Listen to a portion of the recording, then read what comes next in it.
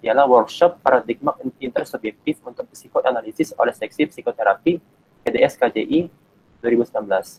Lalu kursus Advanced Psychodynamic Psychotherapy Training Course kerjasama World Psychiatric Association Psychoanalysis in Psychiatry Section and Psychotherapy Division dan Departemen Psikiatri FKUI RSCM 2017.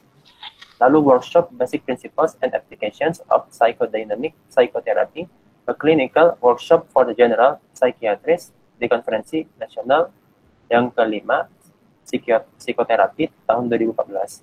Yang keempat, workshop Family and Couple Therapy from Emotion Focused Therapy Approach di Konferensi Nasional yang pertama, Psikiatri Seksual Marital tahun 2014. Lewat pekerjaannya, psikiater di Rumah Sakit Umum Sriwijaya sejak Januari 2019 sampai dengan sekarang. Lalu psikiater di Rumah Sakit Ernaldi Bahar, Provinsi Sumatera Selatan sejak November 2018 sampai dengan sekarang. Lalu dosen PNS di bagian ilmu kedokteran jiwa, Fakultas Kedokteran Universitas Sriwijaya sejak Maret 2010 sampai dengan sekarang. Yang keempat, dosen kontrak di bagian ilmu kedokteran jiwa, Fakultas Kedokteran Universitas Sriwijaya sejak April 2019 sampai dengan Maret 2010. Riwayat organisasi ini ada 6, yaitu kedua PDS KJI wilayah Sumbaksel periode 2019 sampai 2022. Yang kedua, anggota PDS KJI wilayah Sumbaksel sejak 2018. Yang ketiga, anggota World Psychiatric Association atau WPA Psychotherapy Section sejak tahun 2017.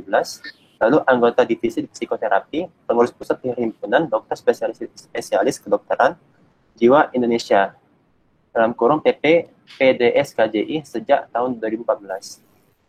Lalu sekretaris eksekutif Health Promotion Educational Quality dalam kurung HPEQ Project FK Unsri periode 2010 sampai 2011. Lalu anggota Ikatan Dokter Indonesia dalam kurung IDI cabang Palembang sejak Maret 2010. Lalu riwayat kegiatan atau kepanitiaan ialah pertemuan ilmiah tahunan PDS KJI tahun 2019 sebagai peserta. Lalu pertemuan ilmiah nasional kesehatan jiwa, adiksi dan neuroscience, third dan Indonesia Conference of Neuroscience second tahun 2019 sebagai pembicara. Lalu konferensi nasional yang keenam, psikoterapi tahun 2017 sebagai peserta. Lalu konferensi nasional kelima, psikoterapi tahun 2014 sebagai peserta. Lalu konferensi nasional psikiatri seksual dan marital 1 tahun 2014 sebagai anggota steering committee. Lalu kegemaran ya mengajar dan menulis, dan motonya staying within the ideal and never regret afterwards. Wah, keren banget nih dari narasumber kita.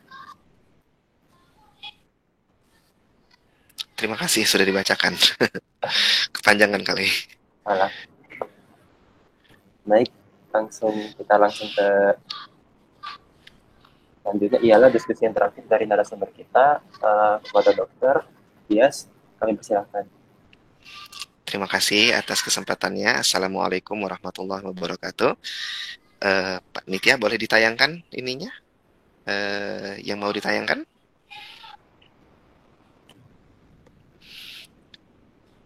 Bisa ditayangkan yang sudah saya kirim tadi?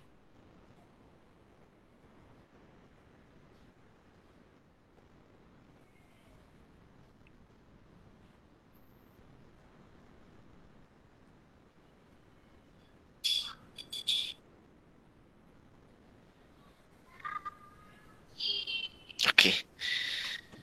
Alhamdulillahirabbil alamin. Allahumma sholli ala sayyidina Muhammad wa ala ali sayyidina Muhammad. Hari ini saya diminta untuk ikut berpartisipasi dalam diskusi kita untuk membahas tentang hal-hal psikiatri gitu ya.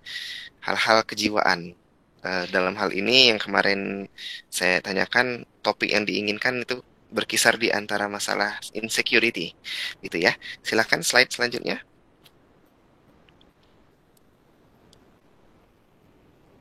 Mohon maaf, jadi baru-baru ini ada kendala teknis dari saya. Jadi ternyata laptop saya kemarin baru breakdown, belum sempat sembuh. Jadi apa boleh buat terpaksa minta tolong sama panitia ya sebagai operator untuk slide-nya ini.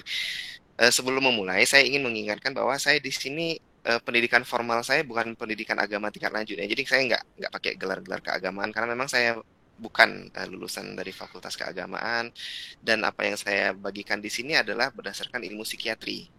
Jadi kalau ada di antara kita yang merasa kayaknya kurang cocok, sah-sah saja silakan, boleh didiskusikan kepada ahlinya yang lebih ahli atau kepada orang yang memang kita belajar selama ini. Karena yang saya diskusikan ini adalah cara pandang dari sudut ilmu psikiatri ya terhadap pemahaman-pemahaman keislaman. Selanjutnya,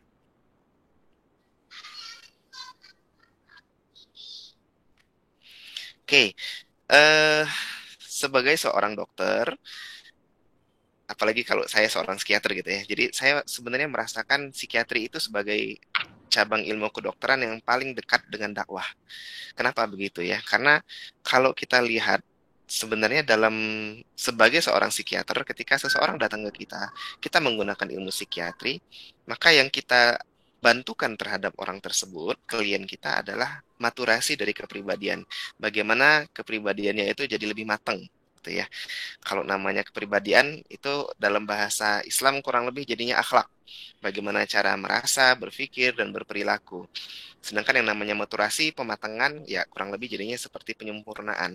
Jadi ini saya analogikan dengan apa yang dihadiskan oleh Rasul, bahwa dia sebenarnya diutus untuk menyempurnakan akhlak yang baik.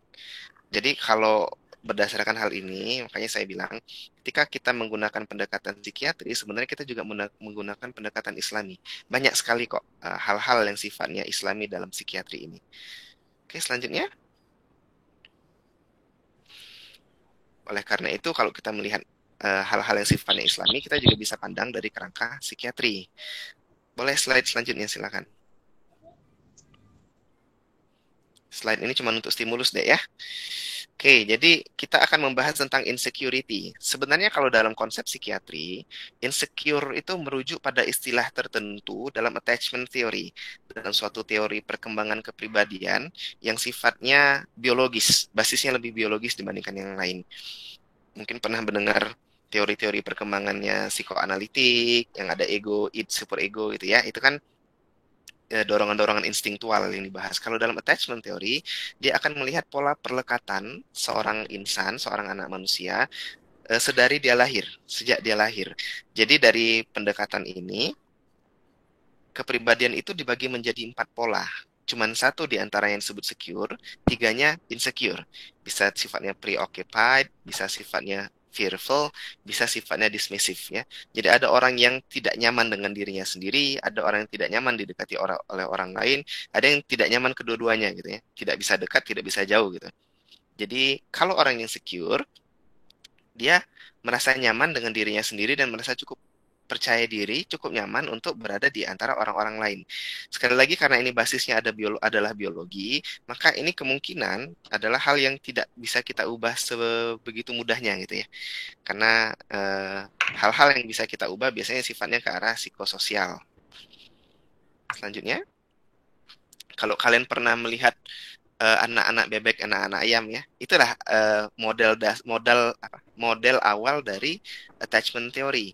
Bagaimana seekor anak itik itu ngikutin induknya. Itu adalah attachment sebenarnya. Yang seperti itulah anak manusia juga kayak gitu. Ketika dia awal ada yang begitu cepat menyambut orang tuanya, ada yang agak sulit gitu, yang perlu pemanasan-pemanasan dulu, dan ada yang kayaknya frekuensinya agak beda gitu. Attachment teori ini sendiri sebenarnya berkembang di kira-kira abad 20, pertengahan abad 20 ya. Jadi udah cukup tidak tidak bukan ilmu yang sangat baru lagi. Nah, kalau kita melihat tadi bahwa basisnya adalah biologi, maka kita akan melihat bahwa dalam kepribadian tetap kita ingat kepribadian itu kontributor utamanya adalah genetik. Jadi orang itu sudah terlahir menjadi kepribadian tertentu. Tinggal bagaimana pola asuh membuat kepribadian tersebut jadi matang. Ya, bukan masalah arah kepribadiannya, tapi ke kematangannya. Nah, manifestasi pertama genetik pada kepribadian itu disebut sebagai temperamen. Temperamen itu adalah bagian dari kepribadian, bagian paling biologis dari kepribadian yang akan stabil sepanjang hayat kita. Ada orang yang memang pada dasarnya pemalu. Seumur hidupnya dia akan tetap pemalu. dia akan belajar cara beradaptasi, dia akan belajar cara untuk membekali diri sehingga dia tidak tampil terlalu memalukan bagi orang lain gitu. Tetapi pada dasarnya rasa malu itu tidak akan hilang sama sekali. Mungkin bisa ditekan tadi ya, bisa diadaptasikan, bisa diakali gitu. Tetapi rasa malu itu sendiri, karena itu adalah bagian dari temperamen, itu tidak hilang sama sekali. Ya, jadi temperamen adalah pola respons emosi spontan yang paling dasar. Kalau kalian belajar psikiatri anak remaja, maka biasanya disebut tiga, mempermudahnya, tiga klasifikasi temperamen. Anak-anak itu easy, slow to warm up, atau difficult. Tidak ada yang lebih baik di mana yang lainnya deh ya.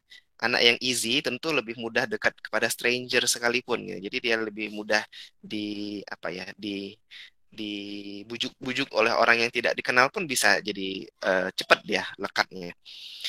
Nah, genetik ini adalah sesuatu yang sudah kita dapatkan sejak sebelum kita lahir deh, sejak kita konsepsi. Nah, artinya ini adalah sesuatu yang di luar dari kuasa kita. Bisa dikatakan inilah takdir kita sebenarnya. Sedangkan faktor lain dari perkembangan kepribadian, yaitu faktor psikologi dan sosial, itu berkontribusi kalau secara genetik modalnya sudah ada. Saya sering mengibaratkan itu kayak orang alergi. Orang alergi itu harus ada genetiknya dulu, baru ada alergen ya, Dek ya. Jadi kita nggak bisa menjadi alergi tanpa ada genetik. Gitu. Slide selanjutnya. Jadi apa ini sebenarnya genetik dalam kepribadian ini? Kalau dalam hadisnya Rasul sudah dinyatakan bahwa pada 40 hari pertama, 40 hari kedua, kemudian diutus kepadanya seorang malaikat, ditiupkan padanya ruh, dan dia diperintahkan untuk menetapkan 4 perkara. Rizkinya, ajalnya, amalnya, dan kecelakaan atau kebahagiaannya. Termasuk di sini amalannya, Dek ya. Sudah ditentukan sejak dia dalam kandungan.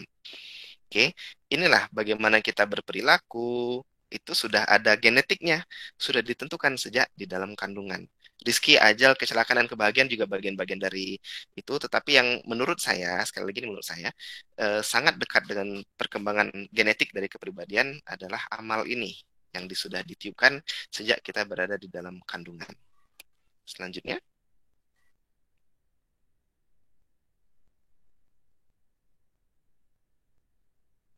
boleh dilanjutkan? Ya.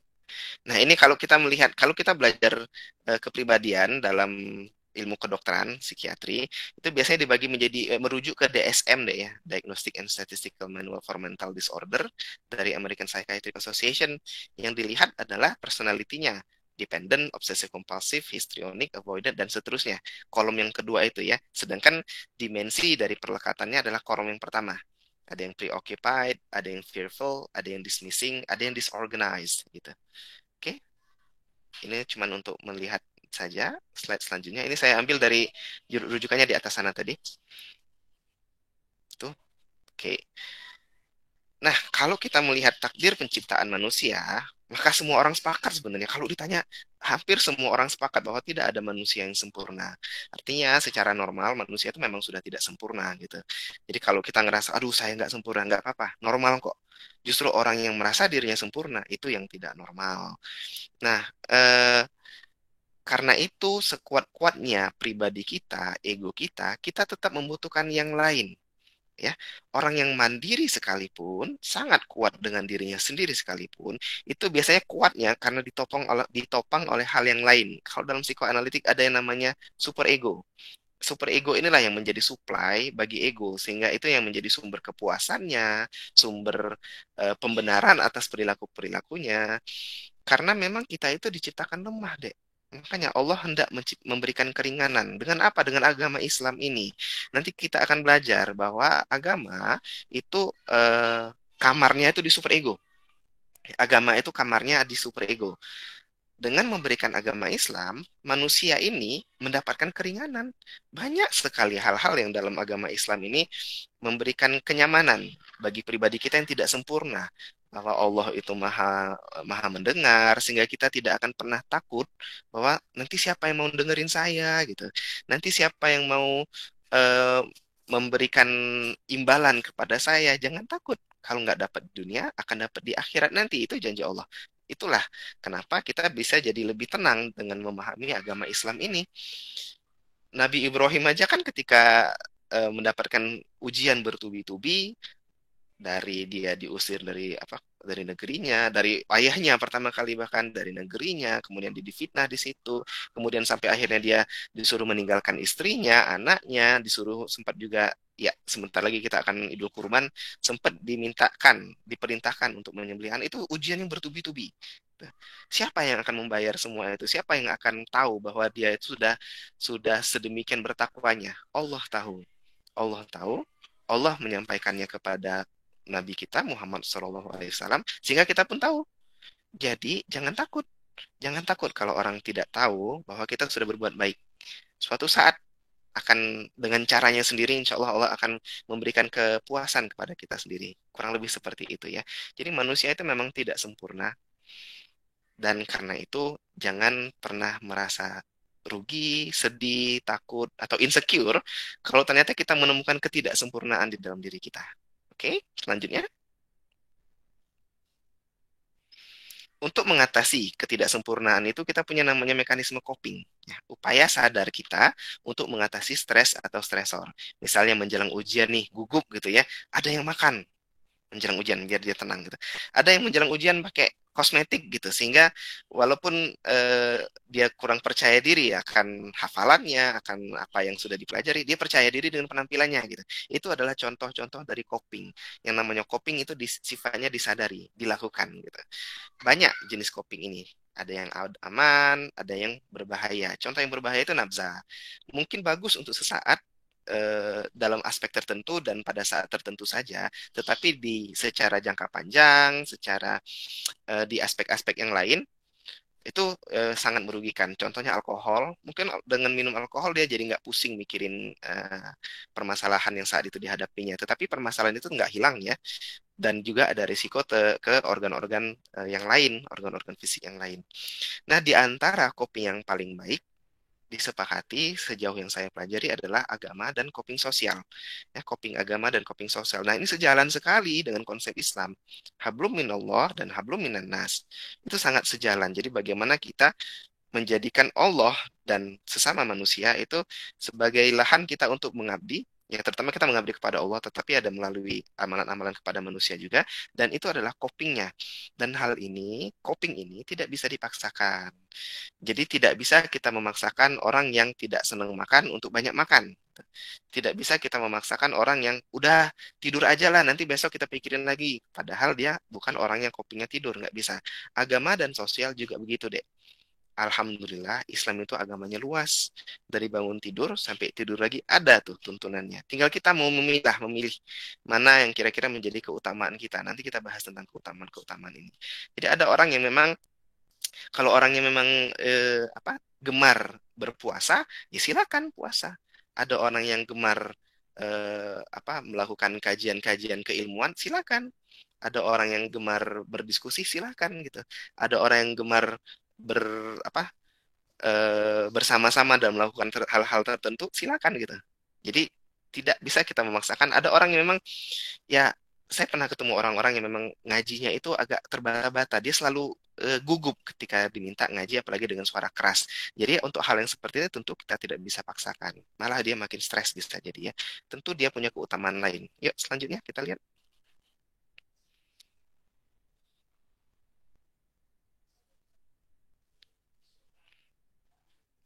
Nah, tadi sudah disebutkan, agama adalah coping yang baik untuk mengatasi masalah agama, ya.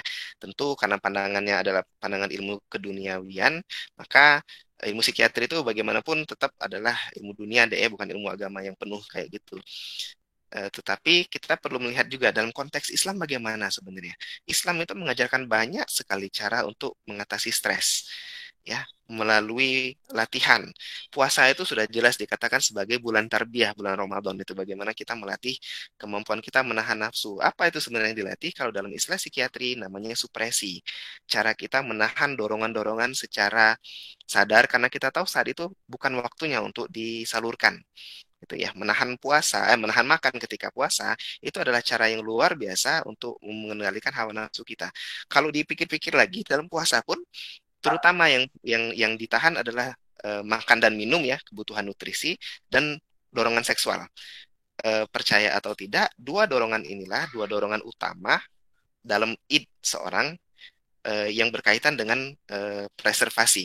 Ya, itu ada yang agresi, ada yang preservasi. Preservasi itu mempertahankan, jadi mempertahankan diri dengan nutrisi, mempertahankan spesies dengan seksual atau reproduksi. Dua hal ini justru yang dilatih dalam puasa. Jadi kalau kita lihat itu benar-benar klop ya antara Islam dengan pemahaman-pemahaman yang dikaji sehingga membentuk suatu ilmu psikiatri. Zakat itu juga melatih altruisme kita, mendahulukan kepentingan orang dibandingkan diri kita sendiri. Hidup yang zuhud. Orang yang hidup yang zuhud itu sudah tidak tertarik dengan hal-hal yang sifatnya keduniawian. Asketisism juga hal yang sama deh. Misalnya ada orang yang gemar makan manis, tetapi ketika dia tahu dirinya mengalami diabetes mellitus, dia menjadi hilang kegemaran tersebut, bukan menahan diri, beda ya, tapi hilang kegemaran tersebut. Karena apa? Asketisisme namanya. Kalau dalam Islam itu namanya zuhud. Tidak lagi tertarik dengan hal-hal yang sifatnya keduniawian. Syukur dan qanaah itu mempertahankan citra diri. Eh, Kalau orang bilang bersyukurlah, sebenarnya itu adalah hal yang baik untuk diri kita sendiri. Kenapa? Dengan kita bersyukur, kita mengakui bahwa kita mendapatkan nikmat dari Allah. Kita disayangi oleh Allah. Kalau kita tidak bersyukur, gimana kita bisa sadar bahwa kita disayangi Allah? Tentu dengan rasa, aduh, kalau yang maha kuasa aja sayang kepada saya, itu luar biasa untuk citra diri kita. Berarti saya orang yang penting dong di hadapan yang maha kuasa gitu ya. Orang lain nggak masalah. Yang penting di hadapan yang maha kuasa, yang maha pencipta, aku adalah orang yang penting. Itu adalah salah satu cara pandang syukur sebenarnya. Majelis, orang-orang yang suka berkumpul ya dalam majelis, lakukan hal-hal secara jamaah, itu sebenarnya memperkuat identitas. Jadi kalau kalian datang ke masjid, terasa deh beda ya suasananya. Ada identifikasi di situ. Ada orang yang merasa disinilah tempat saya berada memang yang paling nyaman. Kenapa? Karena orang-orang lain sudah bisa kita percayai akhlaknya, bagaimana cara dia bertutur katanya, ramah dan seterusnya. Itu adalah bagian dari identitas dan identifikasi kita. Nah, ini yang saya bilang tadi, setiap orang memiliki kecocokan dengan amalan tertentu yang itu menjadi keutamaan bagi dirinya. Kalau orangnya pemalu gimana? Gimana dia mau sering-sering ikut majelis misalnya gitu. Orang yang memang pemalu sedangkan majelisnya itu mensyaratkan dia untuk speak up, untuk ngomong, tentu itu akan menjadi hal yang ya kalau dia ikut ikut dengan semua jerih upaya untuk menahan diri supaya nggak mengganggu yang lain gitu. Tentu orang yang seperti ini hal-hal yang bersifatnya sosial dan keramaian justru menjadi cobaan. Tetapi karena dia orangnya rendah diri, dia tidak banyak tertarik, ternyata dia keutamanya adalah di bidang zuhud misalnya gitu. Setiap orang punya kecocokan. Makanya kita bisa melihat juga ada banyak pendekatan dalam Islam, ada yang pendekatannya jamaah tabligh, ada yang pendekatannya pemahaman-pemahaman diskusi-diskusi salafiyah dan seterusnya deh ya. Itu karena setiap orang punya kecocokan sendiri dan insya Allah jalannya selama itu masih ke dalam kategori Islam, insya Allah jalannya benar. Selanjutnya, oke, tadi kita lihat dari segi istilah psikiatri. Kalau dalam bahasa sehari-hari, ternyata ketika saya perhatikan penggunaannya berbeda, deh. Ini saya coba lihat browsing random aja di Google gitu. Saya cari kata insecure sama gaul gitu. Keluar yang paling atas itu ini dari Kuiper ini. Katanya orang yang insecure tandanya satu tidak percaya diri dan memandang rendah dirinya sendiri. Yang kedua menghindari interaksi dengan lingkungan. Yang ketiga merasa tidak ingin keluar dari zona nyaman. Yang keempat kerap membandingkan diri dengan orang lain. Yang kelima haus akan pujian dan pengakuan dari orang lain. Kalau saya lihat lima tanda-tanda ini sebenarnya mengarah ke kepribadian tertentu. Dalam hal ini kepribadian narsisistik ya. Kepribadian narsisistik saya sebut bukan gangguan kepribadian narsisistik ya karena kepribadian narsisistik atau kepribadian secara luas itu sebenarnya netral. Tinggal bagaimana cara kita memfungsikan kepribadian tersebut maka jadi gangguan atau tidak. Kepribadian narsisistik itu ditandai dengan kebutuhan asupan narsisisme yang konstan dari lingkungannya. Slide selanjutnya. Oke, ingat kembali namanya kepribadian itu pola perasaan, pola pikiran, pola perilaku yang unik bagi orang tersebut dalam beradaptasi terhadap lingkungan. Oke, jadi pola ini kita gunakan untuk beradaptasi dari diri kita kepada lingkungan. Ini ada pola yang unik bagaimana cara kita beradaptasi. Nah, kalau tadi kita sepakati namanya kepribadian kurang lebih adalah akhlak sebenarnya. Sedangkan narsisisme itu sendiri adalah salah satu konsep penting dalam psikodinamika. Jadi setiap orang ada narsisisme, ada kebutuhan narsisistik. Setiap orang punya hal ini. Cuman bedanya ada yang haus dan tidak kunjung hilang dahaganya, sehingga terus meminta kepada orang lain. Ada yang tidak seperti itu. Mengapa itu terjadi? Itu salah satunya nanti bermain di superego. Nanti kita lihat. Eh, Juga kalau dalam pemahaman dinamika, tentu kita perlu melihat kepribadian itu antara niat dan amalan. Gini contohnya ya, ada orang yang rapi-rapi gitu. Ada yang pakai baju rapi, itu niatnya supaya dapat pujian dari orang lain. Ada yang pakai baju rapi karena dia memang senang rapi gitu. Ya itu dua kepribadian yang berbeda. Orang yang minta dipuji itu lebih ke arah narsisistik. Orang yang ya, memang senang keteraturan dan kerapian itu lebih ke anankastik atau obsesi kompulsif. Jadi perlu dilihat antara niat dan amalan itu ada dinamika yang terjadi. Nggak sesederhana itu sebenarnya. Karena itu melihat perilaku saja itu tidak cukup untuk menentukan kepribadiannya. Oke, jadi kita perlu melihat juga di balik itu apa alasannya. Karena itulah sikap dasar kita ketika menilai kepribadian orang lain adalah netral, tidak menghakimi, tidak judgmental. Nah, ini kan sering jadi sekarang disebut ya. Jangan jangan jangan apa? Jangan judgmental gitu, jangan menghakimi. Ini memang penting sebagai sikap dasar. Ya, ini sikap dasar sekali lagi, sikap dasar. Kita boleh ada nilai di dalam sini, kok nggak cocok rasanya ya. Tetapi kita tidak ngomong, tidak menghakimi. Oi, jangan seperti itu, kamu salah. Begitu. Itu tidak semudah itu kita mengeluarkannya. Apa yang ada di dalam sini tidak harus keluar menjadi kata-kata dan perbuatan. Selanjutnya.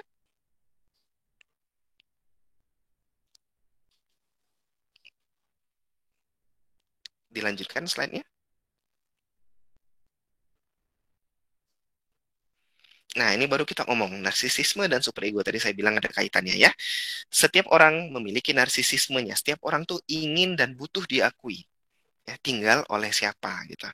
Dalam pemahaman psikoanalitik, kebutuhan narsisistik itu bisa dipenuhi secara mandiri oleh superego. Sebenarnya itu deh ya. Sebenarnya secara psikoanalitik, superego itu salah satu fungsinya adalah memberikan supply atau asupan narsisistik kepada ego, kepada diri kita gitu, kepada apa yang kita apa pikiran dan perasaan kita kurang lebih seperti itu. Itu adalah salah satu fungsi dari superego. Dalam psikodinamika, narsisisme itu berkembang dari interaksi dalam diri dan figur orang tua. Jadi ada interaksi teorinya Heinz Kohut ini menyatakan ada dua lengkung perkembangan narsisisme. Lengkung yang atas itu melibatkan perkembangan dirinya, grandiose self atau self grandiosity. Lengkung yang bawah itu melibatkan perkembangan figur orang tua, idealized parental image gitu ya. Jadi orang tuanya harus baik, dirinya juga harus disuplai dengan baik, baru menjadi narsisisme yang matur. Itu adalah pemahaman psikodinamika. Nah, kita sama-sama sudah belajar bahwa superego itu adalah nilai dan norma yang diasup terutama dari figur orang tua. Dalam hal ini terutama adalah melalui modeling. Anak itu mencontoh orang tuanya, mencontoh ayahnya, mencontoh ibunya, lebih dibandingkan dia mendengarkan kata-katanya. Oke? Lebih daripada dia mendengarkan kata-kata ajaran verbal dari orang tuanya. Yang namanya nilai dan normal di antara yang menonjol adalah agama, ya. Secara dari dulu sampai sekarang agama masih memegang porsi yang cukup besar dalam kumpulan nilai dan norma dalam kepribadian seseorang.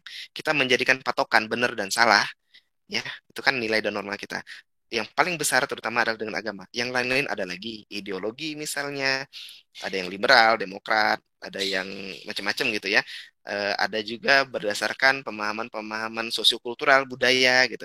Kalau menurut orang Palembang ini benar, ini salah gitu ya. Jadi nilai dan norma yang menentukan benar dan salah yang dalam diri kita secara intrinsik itu adalah superego dan terutama yang tetap menonjol adalah agama. Kalau kita lihat nih dalam hal ini kalau bagi seorang muslim tentu super egonya adalah dinul Islam deh ya. Kalau kita lihat lagi nih di atas-atas selanjutnya slide selanjutnya. Kalau kita lihat kumpulkan hal-hal ini, super ego itu berkembang dari orang tua, super ego itu mensuplai ego dan super egonya orang Islam harusnya dinul Islam, maka wajarlah ketika Rasul mengatakan bahwa setiap manusia yang lahir mereka lahir dalam keadaan fitrah. Ya, fitrah Islam itu fitrah deh ya. Orang tuanya lah yang menjadikannya Yahudi atau Nasrani. Oke? Wajar ketika Rasul mengatakan seperti ini. Karena agama itu bagian dari superego melihat dari orang tua, maka sangat tepat ketika Rasul mengatakan bahwa orang tuanya lah yang menjadikannya Yahudi atau Nasrani. Tuh deh ya. Ini ada catatan untuk mempertegas, superego adalah nilai dan norma yang diserap dari figur orang tua. Dan salah satu superego yang menonjol adalah agama. Oke, penyerapan itu sendiri adalah suatu proses, tidak hilang. Ya minal mahdi ilal lahdi katanya, dari buayan ibu sampai ke liang kubur, ke liang lahat kita belajarnya. Penyerapan itu sendiri adalah suatu proses. Mulai dari mencontoh perilaku orang tua, diperkuat dengan ajaran yang disampaikan secara verbal. Jadi jangan dibalik deh. Jangan dibalik.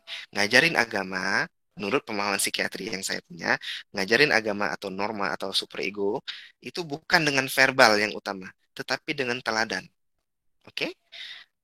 Ini juga sejalan nanti. Ada lagi riwayat nanti sesudah ini dengan cara Rasul mengajarkan Islam sebenarnya. Ya, jadi kan kita kalau kalian nanti punya anak ingin mengajarkan, mulailah dengan perilaku dulu, baru dengan kata-kata. Kata-kata itu cuma penguat. Yang jadi masalah adalah ketika orang tua tuh ngomongnya beda, perlakunya beda gitu ya. Ngomong, dek jangan, nggak boleh maling itu nggak boleh. Tapi ketika itu sisip-sisip sedikit nggak apa-apa, nggak kelihatan oleh orang gitu ya misalnya. Itu jadi masalah. Perkembangan superegonya kacau di dalam orang ini. Dia dia belajar, dia mendengar, tapi dia melihatnya beda gitu. Jadi nggak nyambung nanti antara mata dengan telinganya. Itu kacau nanti superegonya jadinya. Oke, sejauh ini kita coba kumpulkan apa yang sudah kita bahas. Insecurity dalam penggunaan sehari-hari itu mengarah ke kepribadian narsisistik, yaitu kepribadian yang membutuhkan asupan narsisistik yang konstan dari lingkungannya. Asupan narsisistik sebenarnya selain dari lingkungan juga dari superego. Oke, pribadi dengan superego yang mampu memberi asupan narsisistik secara mandiri adalah pribadi dengan narsisisme yang matang. Oke, tadi sudah disebut salah satu superego yang menonjol adalah agama. Oke, jadi bisa kita lihat secara dinamika. Kenapa seseorang jadi insecure? Salah satunya karena agamanya tidak meresap dan tidak mengasup. Ada orang yang meresap agamanya, tapi tidak mengasup egonya. Ya, tidak merasa puas dengan ketika dia memberikan amalan-amalan soleh gitu. Itu karena dia belum mengasup. Dia ngerti yang namanya puasa, hafal dia dengan fikih-fikih gitu. Cara baca Al-Quran dia bagus melodinya gitu. Saya ada orang-orang, beberapa kali saya ketemu dengan klien, dia bagus tuh. Cara berpakaiannya bagus, pemahaman agamanya bagus, tetapi ada perilaku yang dia sembunyikan dari orang lain. Dia bilang kepada saya, ternyata dia ada hal-hal yang tidak sesuai dengan agama yang mungkin kalau menurut pengakuan dia sendiri. Mungkin kalau teman-teman saya tahu dok, mereka akan eh, sangat terkejut gitu. Kenapa? Meresap tapi belum mengasup. Oke, seperti itu. Selanjutnya, sekarang kita lihat tentang perkembangan kepribadian. Nah, oke, tadi sudah disebut bibitnya dari genetik. Genetik itu tidak bisa kita pungkiri. Ada di mana-mana dalam kehidupan kita, kesehatan kita, yang disiram dengan pengasuhan dan pembelajaran. Oleh siapa? Memang idealnya oleh orang tua. Tapi kita tahu sendiri juga bahwa Rasul kita pun orang tuanya, ayahnya, tidak ada sejak lahir. Ibunya sejak usia 6 tahun, ibunya sudah nggak ada juga gitu ya. Sejak berusia berapa? 6 tahun, benar deh. Kok saya jadi 6 tahun 6 bulan? Ada yang bisa bantu? Yang gimana dok tadi? Rasul, ibunya, ibunda Rasul Siti Aminah itu 6 tahun ya meninggalnya ya. Ya, Ketika 6 Rasul tahun. usia 6 tahun. Benar 6 tahun ya. Ketika usia 6 tahun ibunya meninggal. Artinya apa deh? Artinya orang tua yang tidak hadir itu masih bisa digantikan. Makanya saya dari tadi bilangnya figur orang tua. Dan perkembangan kepribadian ini berlangsung seumur hidup, ya, tidak terhenti meski masuk usia lanjut, dan karena itu selalu ada kesempatan untuk menjadi lebih baik. Makanya Allah itu mengatakan, dek, sebelum nyawa ajal itu ada di tenggorokan, ampunan itu diterima. Karena kalau kita lihat konsep ini, perkembangan itu terus-terus sampai sudah di liang lahat. Tiap orang memiliki ciri kepribadian. Yang dominan dari cirinya itu akan menjadi ciri utama. Dalam hal ini, kalau kita bahas tentang kepribadian narsisistik, maka yang dominan dalam kepribadiannya adalah narsisismenya. Ya, isu-isu terkait narsisisme. Kalau kita bicara tentang orang paranoid, maka isu-isu terkait kognisi nanti jadinya misalnya kayak gitu. Oke, pada kepribadian narsisistik karena kita belajar tentang insecure, itu dominasinya adalah narsisisme. Ulang lagi, tidak ada manusia yang sempurna, selalu ada defek dalam kepribadian kita yang ini akan menimbulkan ketidaknyamanan bagi sekitarnya. Harus kita akui deh. Harus kita akui. Kita tidak kita bukanlah orang yang paling nyaman untuk semua orang. Oke? Bukan orang yang paling nyaman untuk semua orang. Karena kita memang tidak perlu memberikan kenyamanan bagi semua, akan ada orang-orang yang kurang cocok dengan kita. Yang penting ketika kita memilih orang-orang terdekat kita, ketika kita mendapatkan orang-orang terdekat kita, kita berdoa semoga orang itu cocok dan nyaman dengan diri kita. Dalam hal ini, orang dengan kepribadian narsisistik seringkali atau senantiasa dia meminta pengakuan dari orang-orang di sekitarnya. Nah, ini kadang-kadang orang lain jadi capek. Kenapa sih orang ini insecure banget gitu ya, meminta pengakuan, meminta diangkat, dipuji gitu, meminta dihargai gitu. Insecure banget itu sebenarnya. Karena orang narsisistik ada yang kosong di dalam dirinya sehingga dia perlu diisi. Karena dia super egonya kurang kuat, dia diisi oleh orang lain, orang-orang di sekitarnya dengan pengakuan-pengakuan bahwa Anda sudah bagus, Anda orang yang baik, itu dia sangat butuh. Selanjutnya, ini slide selanjutnya ya. Oke. Nah, karena setiap orang punya defek dari kepribadian, maka kita bisa katakan setiap orang punya sumber atau jenis cobaan yang berbeda-beda. Ya, jangan katakan, ih orang itu ini banget apa sabar banget ngadepin ini. Mungkin dia ada cobaan di tempat lain deh. Ya, mungkin ada cobaan di tempat lain yang kita tidak bisa melihat dengan segera dengan mata kepala kita sendiri.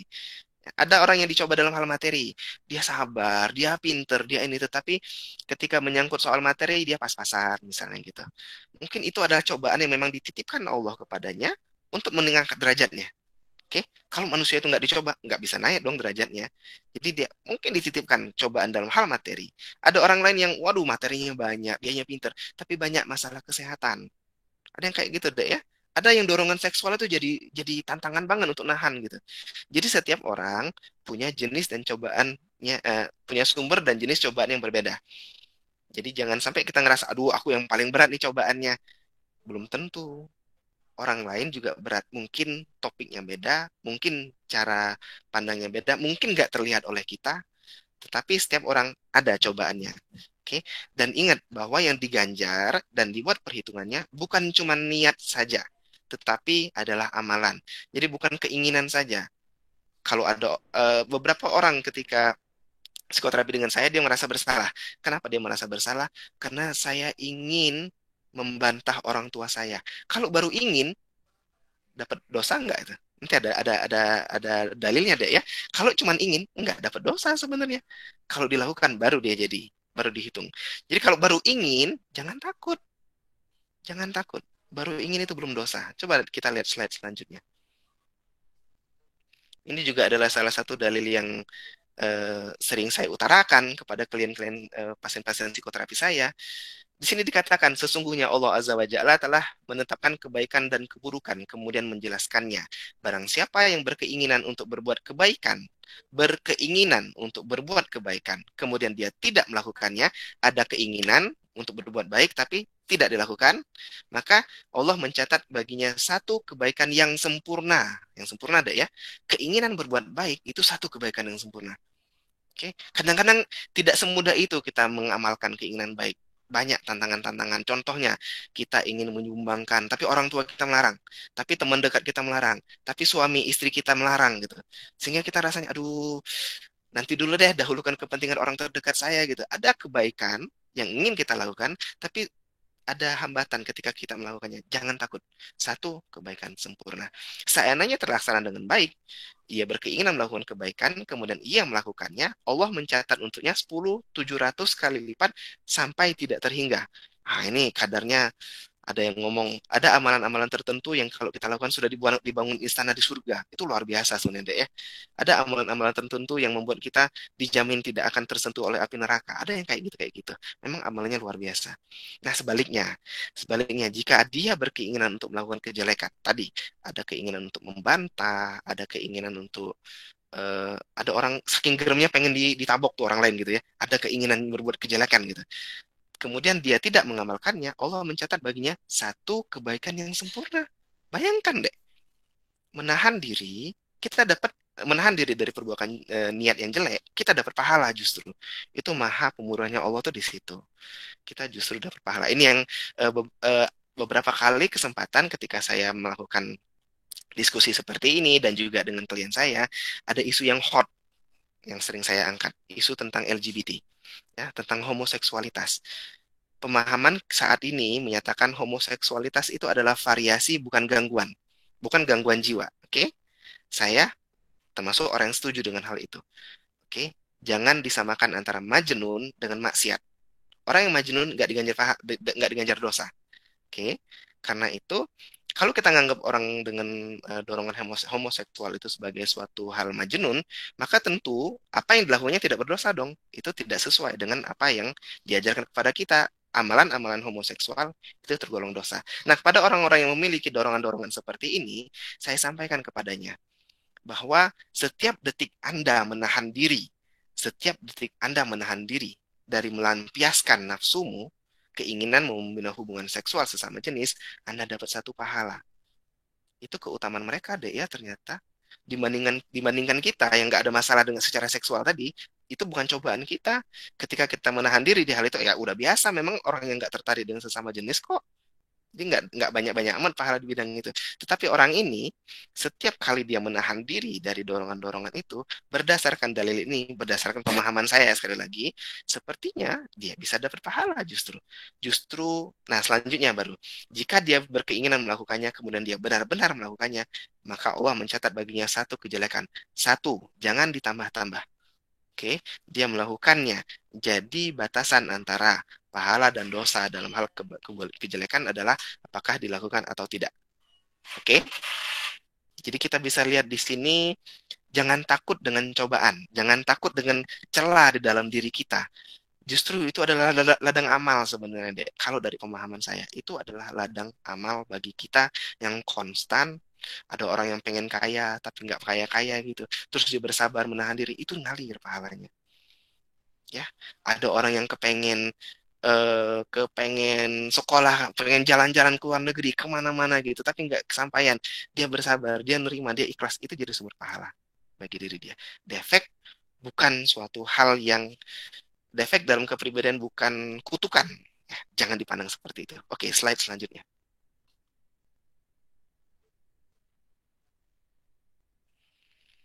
Oke, pengembangan kepribadian. Kalau tadi perkembangan kepribadian. Pematangan kepribadian itu bisa dijalani secara mandiri, bisa juga dikatalis dengan pembelajaran, ada belajar tentang kepribadian, misalnya belajar tata cara, belajar tata krama dan seterusnya. Dan juga bisa kalau dalam ilmu psikiatri ada namanya psikoterapi. Ya, ada kontrak terapeutik yang sifat dengan intervensi psikoterapeutik kepada pasien-pasien yang membuat dia kepribadiannya makin lama makin matang, makin matur. Nah, ketika dilihat ternyata salah satu hal utama yang menjadi prediktor keberhasilan psikoterapi adalah kepribadian sang psikoterapis. Bukan tekniknya, bukan ilmunya, tapi kepribadiannya, ya. Bukan ilmunya, walaupun kita belajar ilmu yang setinggi-tinggi langit gitu, tetapi kalau pribadinya adalah orang yang tercela, kemungkinan kecil psikoterapinya berhasil mengkatalis pematangan kepribadian. Di antara sikap-sikap yang dirasakan membantu pematangan kepribadian klien, ternyata ketika ditanya nih di survei kepada pasien-pasien klien-klien psikoterapi, ketika di survei ditanya, ternyata sikap yang paling banyak membantu pematangan kepribadiannya adalah sikap-sikap yang menjadi landasan dalam psikoterapi suportif. Psikoterapi suportif saat ini adalah menjadi kompetensinya dokter umum. Jadi kita akan belajar tentang psikoterapi suportif. Kita lihat lagi, cara belajar utama seseorang adalah modeling. Makanya saat ini influencer itu jadi ngetren karena modelingnya, peneladanannya. Mungkin ilmunya nggak banyak secara verbal, tetapi perilakunya akan diturutin orang gitu. Ya, kayak attachment lagi ujung-ujungnya. Kalau orang-orang yang attachmentnya mudah lekat dengan orang lain, dia mudah dong ngikutin teladan orang-orang lain tersebut gitu. Tinggal bagaimana secara kognisi dia memilihnya. Dalam psikoterapi yang menjadi model adalah terapis, karena itulah prediktor keberhasilannya adalah kepribadian sang psikoterapis. Selanjutnya. Selanjutnya. Dalam Islam, nah ini saya bilang tadi, Rasul itu ngajarinya dengan teladan. Oke, eh, coba sebutkan umur berapa ya Muhammad itu diangkat menjadi Rasul. Umur berapa deh? 40 tahun. 40 tahun. Sebelum dia diangkat menjadi Rasul, dia dikenal dengan akhlak apa oleh kaum-kaum Quraisy? Akhlak yang bagaimana? Akhlakul karimah. Akhlakul karimah sudah deh. Sebelum dia jadi Rasul, dia punya akhlak yang baik dulu. Oke? Sebelum Nabi Muhammad jadi Rasul, akhlaknya baik dulu. Baru kemudian dia diputuskan Allah, oke, this is the time, ini waktunya Anda menjadi Rasul. Kamu menjadi Rasul. Untuk menyebarkan agama saya, mensyiarkan Islam. Benar deh ya? Jadi dalam diri Rasul itu ada suri tauladan yang baik bagi orang yang mengharapkan Allah dan hari kiamat, dan dia banyak menyebut Allah. Itulah Rasul kita deh. Suri tauladan yang baik. Kalau ditanya, ini Aisyah nih ditanya oleh sahabat-sahabat Rasul, gimana sih akhlaknya Rasul? Akhlak Rasulullah adalah Al-Quran. Sederhana penjelasannya. Oke?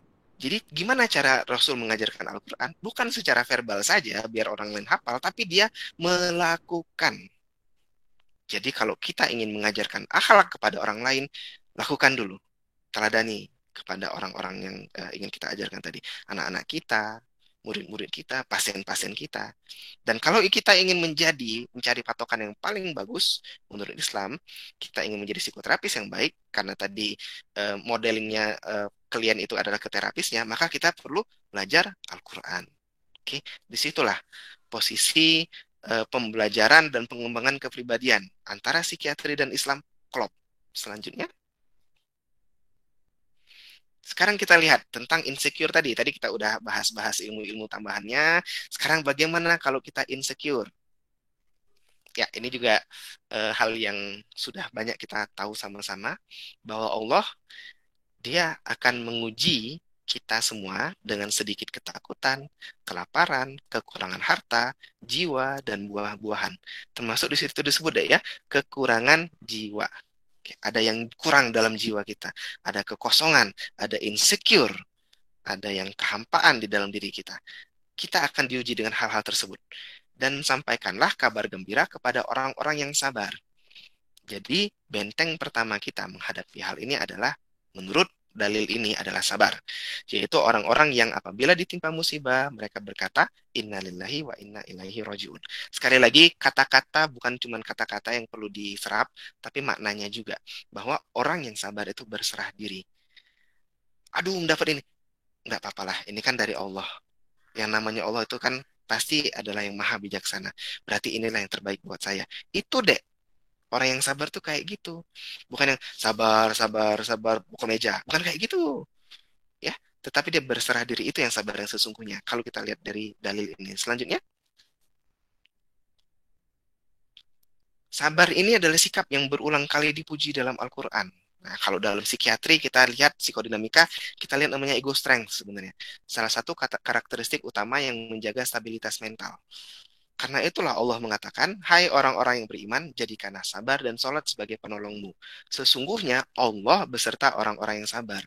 Orang yang sabar tadi menyerahkan seluruhnya kepada Allah. Makanya Allah mendekat kepada orang yang sabar. Deketan jadi dia. Benar nggak? Cocok nggak kira-kira kayak gitu? Itu yang terjadi dengan diri kita juga. Kalau kita menghadapi musibah terus kita menyerahkan diri kepada Allah, terasa ada presence di situ. Kenapa presence itu ada? Karena super ego kita sudah nyambung sama. Kenapa super ego kita nyambung? Karena kita sudah belajar dari dulu, teladan dari orang tua, teladan dari guru-guru kita.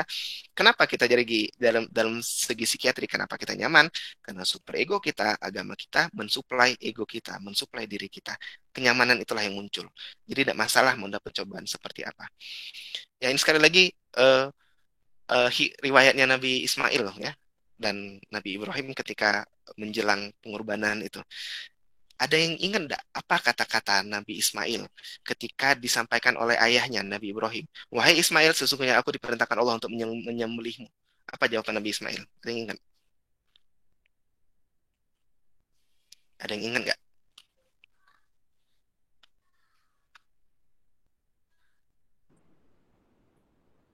Mungkin Anda pengen Lima, jawab ya, Dok. empat, apa? Mungkin Anda pengen jawab, Dok. Boleh, boleh. Anda takut salah juga sih, Dok. Tapi kalau Nggak seingat Anda, apa-apa. Saya juga bukan orang yang hafal-hafal banget sebenarnya, Dek. Dok, kalau itu memang dari Allah, maka lakukanlah wahai ayahku. Kira-kira maknanya mengarah seperti itu. Selanjutnya, kalimat selanjutnya. Eh, tentang mimpi ya, Dok ya. Hah? Tentang mimpi Insya ayah. Allah engkau akan mendapati aku, Misalnya akan mendapatkan aku sebagai orang-orang yang bersabar. orang yang bersabar deh yang dikatakan. bukan sebagai orang yang apa gitu, sebagai orang yang soleh, bukan sebagai orang yang takwa. Memang sabar itu derajat juga masuk dalam derajat takwa dan soleh, tapi dia menyebut orang-orang yang sabar deh, karena Allah itu beserta orang-orang yang sabar. Oke, jadi jangan jangan remehkan kekuatan sabar. Ada yang ngomong, dok, kesabaran saya sudah sampai batas nih. Oke, berarti kita perluas batas kesabaran itu. Gimana caranya? Latihan-latihan kesabaran. Latihan-latihan termasuk diantaranya psikoterapi. Oke, selanjutnya, slide selanjutnya. Slide selanjutnya. Oke. Nah, kalau kita memang mau belajar sendiri silakan. Kalau kita ini karena kita ngomong soal psikiatri, dalam kerangka psikiatri tadi salah satu yang mengkatalis perkembangan kepribadian adalah psikoterapi. Jadi kalau kita ngerasa insecure, aku pengen menghadapi insecure, tapi saya merasa kurang nyaman, saya ngerasa tidak mampu, saya ngerasa butuh bantuan. Oke, temuilah psikoterapis profesional ya yang memang ahli di bidangnya. Mohon maaf saya agak bergeser sedikit karena ada yang membutuhkan ruangan saya tadi. Oke. Nah, oke, ini juga adalah kalimatnya Rasul. Nah, Rasul ketika pulang dari perang perang apa? Perang Badar kalau nggak salah ya ini, ya. Dia berkata kepada kawan-kawannya, kepada sahabat-sahabatnya, kita baru selesai dari jihad yang kecil, akan menghadapi jihad yang besar. Ada riwayat yang menyatakan bahwa jihad yang paling utama adalah seseorang berjihad atau berjuang melawan dirinya dan hawa nafsunya. Itu deh jihad yang utama. Artinya apa? Artinya kalau kita menjalani pematangan dari kepribadian kita, kita menjalani proses-proses yang mengkatalis perbaikan dari kepribadian kita, artinya kita berjihad melawan diri kita sendiri, artinya kita berjihad melawan hawa nafsu kita sendiri, artinya kita sudah melakukan jihad yang paling utama. Makanya saya bilang tadi, menjadi psikiater itu alhamdulillah saya merasa sangat bersyukur ditunjukkan jalan menjadi psikoterapis, karena saya bisa menemani orang dalam jihad yang paling utama. Oke, ada yang mau saya lanjut dulu? Oke, terima kasih. Ya, jadi ada privilege yang menurut saya itu privilege bagi kalau kita mendalami ilmu-ilmu psikoterapi, karena kita menemani orang yang sedang melakukan jihad yang paling utama. Ya, kita membantu dia melihat masalah dengan objektif, membantu dia memilah-milah. Oke, gini. Tadi saya ada yang bilang tadi, dok, kesabaran saya hampir sampai batasnya. Kita perluas kesabaran tersebut. Kita bantu dia melihat masalah dengan lebih luas. Dia datang ke kita, dia mengeluh, dok, saya merasa tidak nyaman dengan ini. Terus kita ajak cerita. Saya tidak nyaman dengan teman saya yang satu itu. Teman saya itu saat ini sedang menggerogoti saya, dia mencela-cela saya. Kita minta dia menjelaskan tentang kepribadian temannya. Dia tuh orangnya gini. Dulu gimana orangnya? Dulu gini. Kita cari nilai-nilai positif dari orang tersebut sehingga si klien bisa melihat, oke, saat ini teman saya ini menjadi cobaan bagi saya. Tapi dulu mungkin dia menjadi supply bagi saya. Atau malah dulu saya yang menjadi cobaan bagi dia. Itu adalah contoh singkat, ini contoh yang sangat simplified dari dialog-dialog seorang psikoterapis dengan kliennya. Itu deh ya. Selanjutnya. Jadi ini adalah butir-butir yang ingin yang saya ingin kita sama-sama camkan, bahwa defek dalam kepribadian kita, kekurangan dalam kepribadian kita, ketidaksempurnaan kita itu bukan serta-merta berarti kerugian atau kemalangan, melainkan bisa jadi berkah, ya, melainkan bisa jadi berkah. Coba deh lihat orang-orang yang tidak punya kekurangan sama sekali. Pernah nggak kamu ketemu orang kayak itu? Nggak ada sih sebenarnya. Tapi kalau ada orang-orang yang nggak punya kekurangan sama sekali, rasanya nggak seru, nggak enak hidup sama orang itu deh ya. Kamu tinggal nih bersahabat dengan orang yang sangat sempurna. Kita minder deh, mundur kita lama-lama, pelan-pelan. Aduh, nggak enak sama orang ini. Gitu ya. Sehingga kita jadi ngerasa terancam bahkan gitu. Nggak enak juga. Ini juga yang jadi bahan pikiran saya. Sebenarnya saya belum belum benar-benar menentukan sikap. Tapi dalam pikiran saya, malaikat, ya, malaikat itu eh, adalah makhluk Allah yang derajat keimanannya tidak bisa dipungkiri lagi, yang dia juga mendapat privilege melihat langsung Allah sejak awal dulu sebelum kita mendapatkan kesempatan itu. Dia tidak punya hawa nafsu, artinya dia nggak punya defek, artinya di situ. Tetapi kenapa Allah mengatakan menyuruh malaikat sujud kepada Adam. Makhluk yang sedemikian luar biasanya ini diminta sujud kepada Adam. Gitu deh ya. Kenapa? Karena ternyata Nabi Adam dan manusia dengan hawa nafsunya punya peluang untuk meningkatkan keimanannya terus menerus itu ya sebenarnya ada. Jadi sekali lagi saya bilang ini saya belum benar-benar menentukan sikap, masih jadi buah pikiran saya, tetapi sejauh ini saya berpikir kayak gitu. Kita justru menjadi derajat kita berpotensi lebih tinggi justru karena kekurangan kita. Jadi jangan takut. Oke, butir pertama, menghadapi hawa nafsu sendiri adalah jihad yang utama. Jihad adalah amalan yang utama pula, gitu ya. Jadi ketika kita berani menghadapi diri kita sendiri, kekurangan kita, maka kita sudah melakukan amalan yang utama, gitu kurang lebih jadinya. Menahan diri dan mengamalkan niat buruk itu, menahan diri dari mengamalkan niat buruk itu diganjar pahala. Artinya jangan juga sedih. Aduh, kok aku punya dorongan yang jelek ya. Tahan deh, dapat pahala. Satu pahala yang sempurna. Muncul lagi, dapat satu lagi. Muncul lagi, dapat satu lagi. Terus kita nggak tahu berapa banyak tabungannya. Nanti kita lihat di akhirat nanti. Mungkin orang-orang yang kita anggap biasa-biasa saja, tapi karena dia banyak menahan diri, itu luar biasa tabungannya di sana.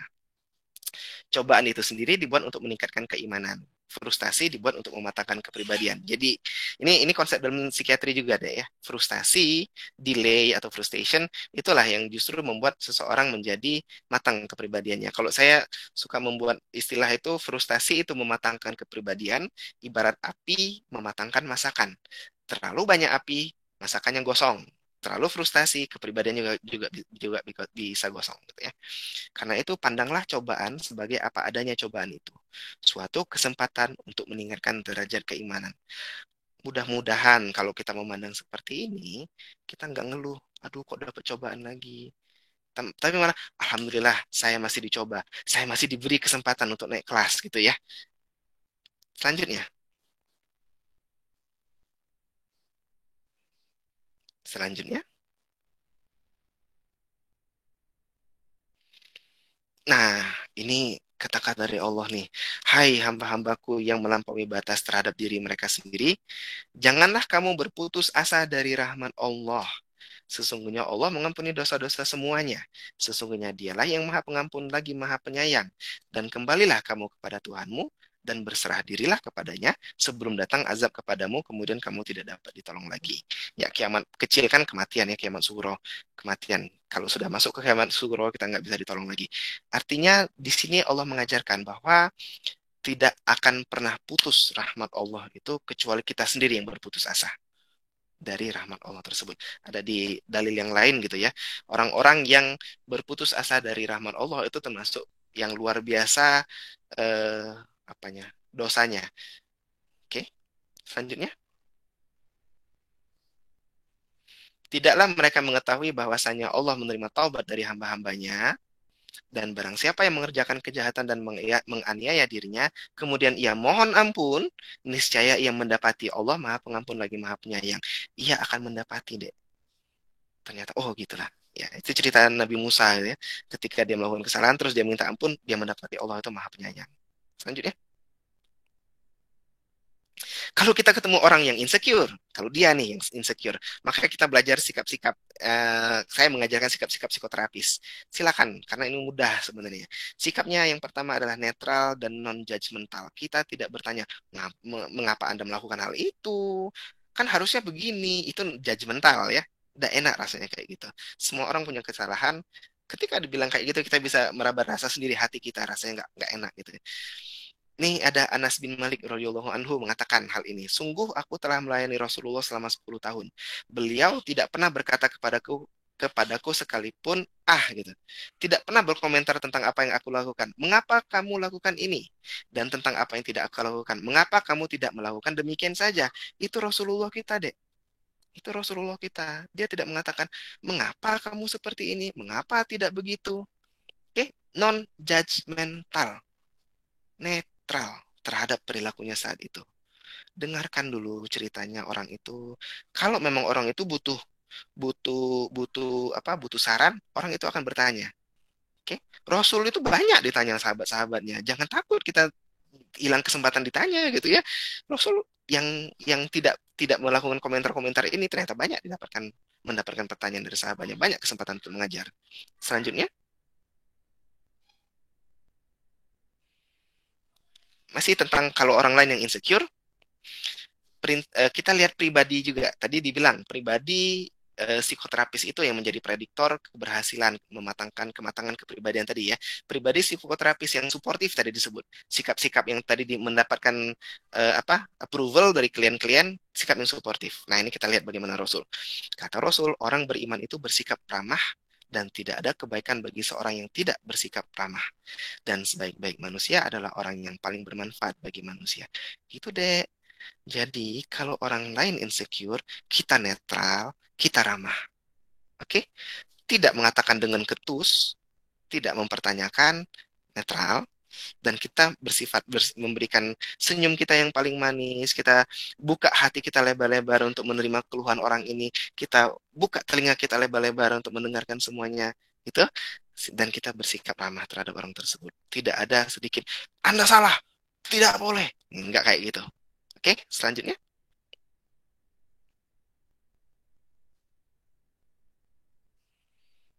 Dan ini adalah pesan demi masa. Sesungguhnya manusia itu benar-benar dalam kerugian. Kecuali orang-orang yang beriman dan mengerjakan amal solih dan saling menasihati dalam kebenaran dan saling menasihati dalam kesabaran. Lagi-lagi kita ketemu kata sabar di sini. Terus saya ingin kalian melihat tekstualnya ya, semantiknya. Menasihati dalam kesabaran. Bukan cuman bertema-tema kesabaran yang kita nasihati, tapi kita memberi nasihat pun dalam kesabaran. Kita nasihatin orang itu dengan penuh kesabaran. Oke? Kita menasihati orang tuh dalam penuh kebenaran gitu. Bukan cuman kontennya, jadi bukan cuman bahwa oh harusnya begini, harusnya begitu, itu benar. Tapi kita juga harus sabar. Jangan terpancing dengan orang lain. Eh, Ketika Rasul pernah pulang dari berdakwah, ini hikayat yang saya baca juga ya. Ketika Rasul itu pernah pulang dari berdakwah dan orang-orang kaum tersebut tidak menerima dakwahnya, dia malah dapat cacian, dapat hujatan, pernah sampai dianiaya lah kurang lebih sampai badannya luka.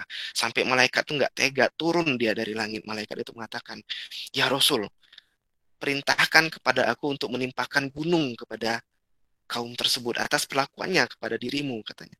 Kata Rasul apa deh? Jangan. Jangan dilakukan hal itu. Malah Rasul itu berdoa ya. Rasul itu berdoa supaya ada orang-orang yang beriman dari kaum tersebut. Ada orang-orang yang nanti menjadi penghulu pembela agama Islam dan ternyata doa itu dikabulkan. Malaikat saja tidak sabar. Rasul kita sabar deh. Jadi itulah teladan yang terbaik. Selanjutnya, selanjutnya, kalau seandainya sudah tidak insecure, apa yang kita dapatkan? Kita bisa dikatakan tidak insecure lagi kalau ya kita sudah secure lah kurang lebih gitu ya.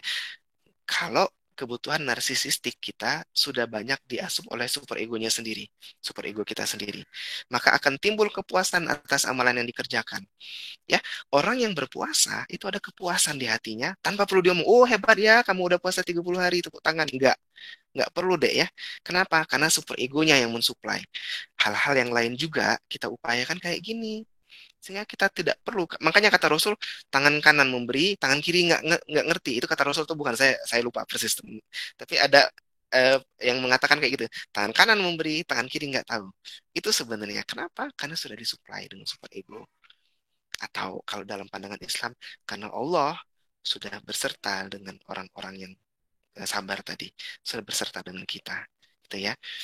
Jadi kalau kita simpulkan, akhlak yang baik itu menjadi sumber kepuasan bagi orang itu sendiri.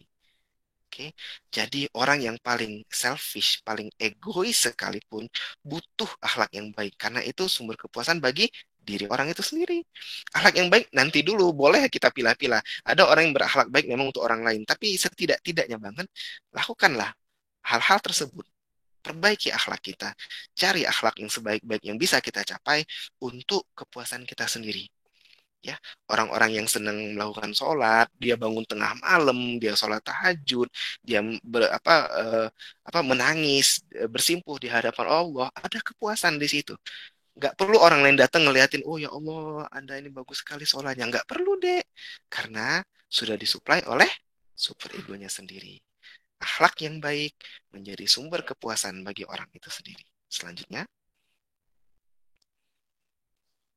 makanya dalam Al-Fajr dikatakan, wahai jiwa yang tenang, kembalilah kepada Tuhanmu dengan hati yang puas lagi diridhoinya. Maka masuklah ke dalam jamaah hamba-hambaku, masuklah ke dalam surgaku. Itu Allah dek manggil, ayo jiwa yang tenang. Orang-orang yang narsisismenya sudah self-supply oleh super egonya karena dia beragama Islam, karena Islamnya kafah, karena dia paham dengan Islamnya, karena dia melakukan Al-Quran, menjadikan akhlaknya Al-Quran. Hai jiwa yang tenang, yang sudah puas, dengan hati yang puas, dengan hati yang diridhoi oleh Allah. Datanglah, diundang masuk ke dalam jamaah hamba-hambaku, masuk ke dalam surga. Diundang dek. Bukan kita yang cari-cari ketok-ketok pintu surga gitu ya. Kita kan takut, aduh jangan-jangan ini diterima nggak ya. Enggak, kalau orang yang jiwa yang tenang itu diundang. Ayo sini, ayo sini, ayo sini. Gitu. Oke, selanjutnya. 2 slide terakhir ini mungkin. Nah, ini hadis untuk penutup kita. Ingatlah dek, sesungguhnya agama Islam itu mudah. Tidaklah seseorang mempersulit atau berlebih-lebihan dalam agamanya, kecuali akan terkalahkan. Artinya dia sendiri tidak mampu melakukannya. Karena itu berlaku luruslah, sederhana, bergembira. Bergembira karena memperoleh pahala serta memohon pertolongan kepada Allah dengan ibadah pada waktu pagi, petang, dan sebagian malam. Enggak semua malam deh ya, sebagian dari malam aja dimintakan oleh Allah. Bergembiralah deh, ini juga jangan lupa. Nah, ini, alhamdulillah saya diingatkan gitu ya. Bergembiralah karena memperoleh pahala. Artinya apa, Dek? Kita boleh bersyukur, bergembira karena kita sudah melakukan amalan yang penting. Karena itu juga akan mensuplai narsisistik kita. Oke? Ketika kita mengatakan, alhamdulillah dapat rezeki, bisa nyumbang. Ah, itu bergembira kita namanya. Ada orang yang malah merasa bersalah karena gembira. Itu tolong, itu adalah beberapa dari klien-klien psikoterapi saya gitu. Kan nggak boleh dong kita merasa bangga dengan amalan kita. Benar, kita nggak boleh membanggakan amalan kita. Tapi kalau kita bersyukur, bergembira, kita memberi supply narsisistik kepada ego kita, itu justru bergembira itu malah disuruh, malah dibilang di sini, berlaku luruslah, sederhana, bergembiralah, serta mohon pertolongan. Gitu ya. Slide selanjutnya yang terakhir, ini ayat untuk penutup. Sesungguhnya kami telah menciptakan manusia dalam bentuk yang sebaik-baiknya, kemudian kami kembalikan dia ke tempat yang serendah-rendahnya, kecuali orang-orang yang beriman dan mengerjakan amal soleh. Maka bagi mereka pahala yang tiada putus-putusnya. Gitu deh ya. Ini yang kita incer deh ya. Kita incer yang seperti ini. Agar kita tetap berada dalam bentuk yang sebaik-baiknya ini. Peliharalah iman kita, kerjakan amal soleh. Insya Allah, kalau dari sini kita akan mendapatkan pahala yang tiada putus-putusnya. Saya pikir itu food for thought-nya, bahan diskusi yang saya berikan, stimulus untuk diskusi kita hari ini. Saya kembalikan kepada moderator. Baik, terima kasih. Silakan Bapak moderator. Baik, Dok. Terima kasih, Dok. Alhamdulillah, Dok. Ini materinya sangat bermanfaat, Dok. Dari pertanyaannya ini kelihatannya peserta antusias banget nih, Dok. Sampai banyak. Alhamdulillah. Mudah-mudahan saya tidak mengecewakan. Mudah-mudahan. Kita langsung ke pertanyaan pertama ya, Dok ya. Silakan. Pertanyaan pertama dari Mayang Sari dari Papua Barat. Boleh dinyalakan mic-nya untuk bertanya langsung ke dokter. Mungkin dari aku tidak apa-apa untuk tidak menyalakan kameranya. Darinya saja dinyalakan. Baik, Assalamualaikum warahmatullahi wabarakatuh. Waalaikumsalam warahmatullahi wabarakatuh. Apa kabarnya di Papua? Jazakumullah, dokter. Terima kasih ilmunya. Sangat bermanfaat. Alhamdulillah. Ya, saya Mayang Sari dari Papua Barat. Pertanyaan saya, apakah kepribadian dengan sikap seseorang itu berbeda? Kemudian, apakah kepribadian seseorang itu dapat dirubah? Syukron. Wassalamualaikum warahmatullahi wabarakatuh. Waalaikumsalam warahmatullahi wabarakatuh. Kepribadian dan sikap ya. Eh, Kalau saya memberi analogi kayak gini, sikap itu pengejawantahan dari kepribadian. Ya, kepribadian itu letaknya inti. Dari inti ini akan keluar macam-macam. Nah, salah satunya adalah sikap kita, cara kita berperilaku, cara kita berbicara. Itu sikap kan ya? Itu adalah salah satu dari bentuk manifestasi dari kepribadian kita. Oke, ada orang yang apa ya contohnya? eh ini deh, kuman TB deh gitu. Ya mohon maaf kita orang medis jadi saya inginnya ke sana jadi kuman TB deh. Kuman TB itu adalah intinya ya kumannya gitu. Tapi manifestasi sakitnya bisa di paru-paru, bisa manifestasinya di tulang, bisa manifestasinya di mana-mana gitu, jaringan ikat dan seterusnya gitu ya. Jadi bisa berupa diagnosisnya bisa berbeda-beda gitu. Tampilan munculnya keluarnya gitu kayak gitu. Jadi namanya kepribadian juga kayak gitu deh. Kalau memang ini bisa membantu, kepribadian tuh ada inti, ada yang manifest, ada yang keluar dari inti tersebut. Ya, ada inti dari kepribadian, itulah sumber dorongan-dorongan kita, gen kita, eh, apa, eh, apa namanya itu bakat-bakat kita gitu, potensi kita, apa dorongan-dorongan yang membuat kita senang, temperamen kita, itu adalah inti dari kepribadian kita. Yang inti ini kemudian akan bermanifestasi keluar. Ya, sekarang saya kasih contoh orang yang pemalu tadi deh. Intinya dia pemalu, tapi manifestasi keluarnya dia supel misalnya jadi. Bisa kayak gitu. Karena dia sudah belajar adaptasi sedemikian rupa, rasa malunya nggak hilang sama sekali, tapi bisa ditekan pada saat-saat yang genting sehingga dia bisa tampil relatif supel. Kayak gitu. Itu yang namanya inti dan manifestasi. Oke, jadi kita akan memandang sikap itu adalah sebagai suatu bentuk manifestasi dari kepribadian kita. Dapat dari mana sikap itu? Dari pembelajaran, ya dari peneladanan, dari eh, bagaimana kita beridentifikasi dengan orang-orang sekitar kita, bagaimana kita menganggap identitas diri kita, ya itu.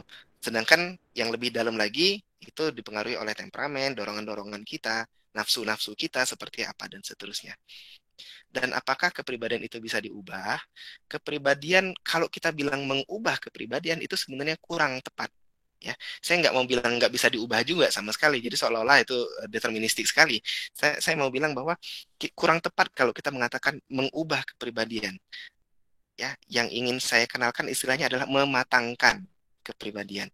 Kepribadiannya kayak gitu memang udah template genetiknya kayak gini, temperamennya kayak gini ya udah tinggal kita masak mau jadi apa nih? Kita matangkan jadi apa kepribadian ini. Makanya kalau ada orang yang terlahir menjadi kepribadian narsisistik, kita tidak akan mengubah dia menjadi skizoid, tidak mengubah dia jadi histrionik, tidak mengubah dia jadi dependen, tidak. Kita akan mengubah orang dengan gangguan kepribadian narsisistik menjadi kepribadian narsisistik yang fungsional. Oke, dimatangkan. Dimatangkan. Kita bukan mengubah orangnya dari yang apa tadi orang yang pemalu kita ubah jadi orang yang benar-benar supel jadi orang yang memang benar-benar hilang rasa malunya enggak kayak gitu kita akan membantu dia memanfaatkan rasa malunya sehingga dia bisa berfungsi dengan sebaik-baiknya bagi masyarakat. Ingat, orang yang paling bermanfaat bagi orang-orang sekitarnya. Gitu ya kata Rasul tadi ya, yang paling baik. Jadi kita akan memanfaatkan hal tersebut. Boleh jadi orang ini narsisistik gitu ya. Aduh, dia memang orang yang ambisius gitu. Tapi kalau dia memanfaatkan ambisinya itu untuk memperjuangkan hak-hak orang yang tertindas misalnya, memperjuangkan apa anak-anak yatim gitu misalnya, itu kan akan menjadi suatu amalan yang diganjar sebagai pahala. Jadi, ketika kita berhadapan dengan orang dengan kepribadian tertentu, kita tidak berubah sama sekali gitu ya. Dari ayam jadi bebek bukan kayak gitu, tapi kita akan mematangkannya gitu. Mematangkan kepribadiannya. Kebenaran tadi bilang ayam dan bebek sekalian lah gitu. Kita bukan mengubah ayam yang jadi bebek, tapi kita akan mematangkan ayam sehingga dia bermanfaat bagi orang banyak. Gitu sebenarnya. Gimana kira-kira? Baik, terima kasih dokter. Jazakallah khair. Baik, kita ke pertanyaan selanjutnya. Dari Cita Raisa. Boleh dihidupkan mic-nya?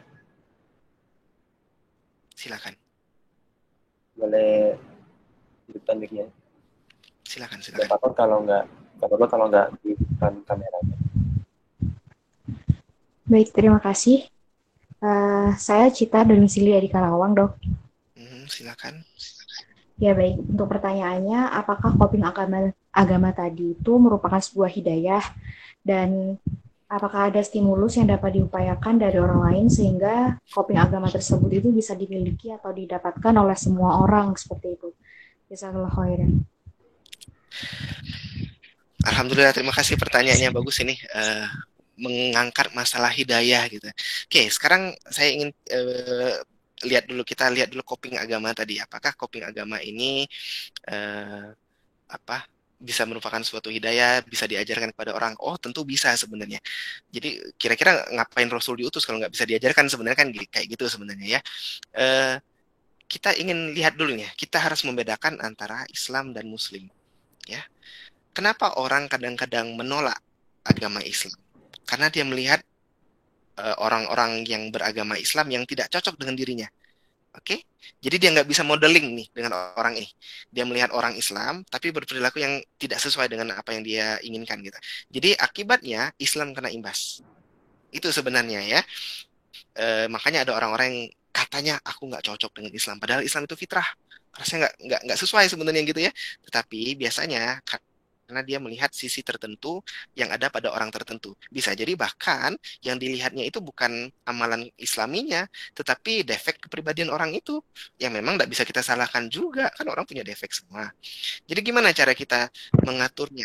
Cara Rasul deh, cara Allah membuat Rasul menjadi penghulu, menjadi penghulu para Rasul, menjadi pemimpin umat manusia 40 tahun belum diangkat jadi Rasul, mengembangkan akhlak, mengembangkan reputasi, membuat orang lain kenal, ini nih Muhammad, orang yang akhlakul karimah gitu. Akhlakul karimah. Baru kemudian diangkat jadi Rasul. Artinya kalau kita pengen nih memberikan, kita bangun dulu dong. Bangun dulu kepribadian kita sestabil mungkin, seramah mungkin, sesabar mungkin gitu ya. Baru kemudian kita akan mengajak orang lain ikut dalam agama kita. Kebenaran tadi diangkat soal hidayah. Kalau hidayah memang adalah hak prerogatifnya Allah ya. Maka dari sebenarnya ini bukan hambatan bagi kita deh ya. Justru ini, bagi saya ini adalah suatu kelegaan. Kalau orang ini sudah kita ajak nih masuk agama Islam, kita ajarkan tentang Islam yang kafah, kita ajak dia sholat di masjid, kita ajak dia khatamul Quran sering-sering gitu ya, tapi dia juga menolak. Maka kita sudah melakukan upaya yang luar biasa, orang itu masih menolak, maka hidayahnya belum tiba. Artinya, apakah salah kita? Karena hidayah adalah hak prerogatif Allah, maka kita belum tahu rahasia Allah, yang jelas bukan salah, tapi berarti kemungkinan juga bukan salah saya. Ya, jadi kita bisa terbebas dari rasa berdosa karena Allah mengatakan hidayah itu datang dari Dia. Justru kita terbebas dari rasa berdosa. Artinya apa? Ini juga guru saya juga pernah bilang, kalau kita sudah ngajak benar tapi orang itu nggak dapat ya udahlah. Gitu. Udahlah, orang itu mungkin belum dapat hidayah. Gitu aja titik. Jadi jangan, aduh saya kurang apa ya, aduh kok saya rasanya, coba kalau saya lebih getol mungkin dia akan lebih ikut. Ya belum tentu deh. Tidak ada yang bisa menjamin itu. Allah yang maha tahu. Biarkan Allah yang memberikan hidayah. Ya. Kita nggak bisa membuat orang itu mendapatkan hidayah. Tapi mungkin ya, ini hanya mungkin sekali lagi, mungkin kita bisa mempersiapkan orang itu sehingga ketika hidayahnya datang, dia siap nangkep. Mungkin bisa kita kalau itu. Ketika hidayah dari Allah datang, dia siap nangkep. Salah satu yang utama tetap adalah peneladanan. Kita ngomong secara verbal banyak-banyak, kalau teladannya belum kena di orang itu belum juga masuk sebenarnya. Jadi tetap peneladanan dulu. Oke? Nah, terima kasih banyak Jazakallah khairan dokter. Alhamdulillah, Afwan.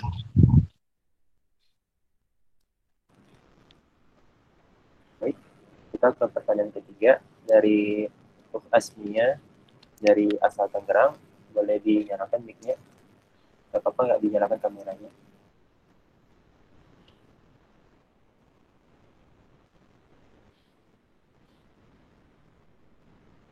Silakan. Asmia Junichat.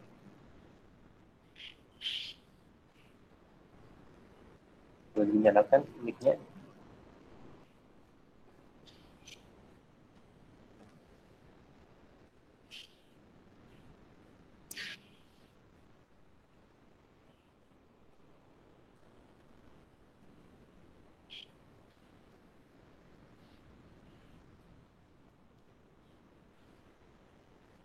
Udah ada suaranya belum? Belum dok. Atau mungkin di pertanyaan selanjutnya dulu aja ya dok ya. Boleh, silakan. Saya serahkan kepada Pak Moderator aja. Mungkin dari Ruth Lucia dari Jakarta. Mungkin boleh dinyalakan mic-nya. Ya, terima kasih. Assalamualaikum warahmatullahi wabarakatuh. Waalaikumsalam warahmatullahi wabarakatuh. Izin bertanya, Dok. Kan kita sering ya mengalami kondisi di mana kita lagi futur atau malas ibadah. Sebenarnya kalau orang yang lagi futur itu ada bisa dijelaskan nggak sih kondisi psikologisnya itu seperti apa dan bagaimana kita meningkatkan keimanan kita gitu di saat sedang futur itu. Terima kasih. Ya, kalau ngomong soal penyebab, biasanya sih bisa dicari. Walaupun tidak semua penyebab itu straightforward. Artinya nggak bisa kita jelaskan karena A langsung B gitu. Bisa jadi muter dulu ke lain, baru jadi ke sini. Oke, kalau yang namanya kadar keimanan naik dan turun, memang itulah kenyataannya manusia ada ya. Memang kita tuh nggak berada dalam level yang konstan gitu. Ya kita bisa bertanya terus berandai, aduh ngapo yo, kenapa begini ya, kenapa begitu ya gitu, kenapa Allah belum mengabulkan doa saya ya gitu. Itu adalah manusiawi ya, karena kita punya nafsu, karena kita punya keinginan, karena kita punya punya harapan-harapan yang kita sendiri nggak tahu bagus atau enggaknya. Oke, jadi ketika kita berada dalam posisi yang lagi lemah, ya, saya ini teori psikodinamika lagi nanti saya jelaskan. Ketika kita berada dalam posisi yang lemah, di saat itulah kita akan sadar bahwa ternyata sholat berjamaah itu walaupun saya lagi males, tapi karena jemaah lain sudah manggil, saya jadi tergerak gitu. Disitulah kita jadi bisa menyadari bahwa ternyata sahabat-sahabat saya itu membantu saya gitu. Ya, saya mau cerita tentang teori psikologinya Melanie Klein tentang schizoid paranoid position dan depressive position. Yang menarik dari teori ini adalah dia tidak menjelaskan sesudah depresi apa perkembangan selanjutnya. Dengan kata lain, dia mengatakan manusia itu akan selalu berada dalam fase depresi ini. Karena dia menyadari kekurangan dia, bahwa dia tidak sempurna, bahwa dia butuh orang lain. Di situ sebenarnya. Nah, kenapa seseorang itu depresi? Dulu juga pernah saya diajak diskusi tentang depresi ini. Kita juga bingung ya, kenapa orang banyak sekali yang depresi di dunia ini. Terus akhirnya dengan diskusi-diskusi kita membangun suatu pendapat, orang itu depresi sehingga dia bisa membantu orang lain yang juga depresi ketika dia berada dalam keadaan yang lemah, ketika dari sudut pandang dia sendiri. Oke, jadi gini, jadi ketika kita mengalami keadaan yang lagi lemah soal keimanan, kemudian sesudah itu kita berhasil naik, jangan lupa deh posisi lemah ini. Suatu saat kamu bertemu dengan temanmu yang lagi lemah, kamu bantu dia dari pengalamanmu sendiri, bukan dari pandanganmu yang sudah tinggi ini.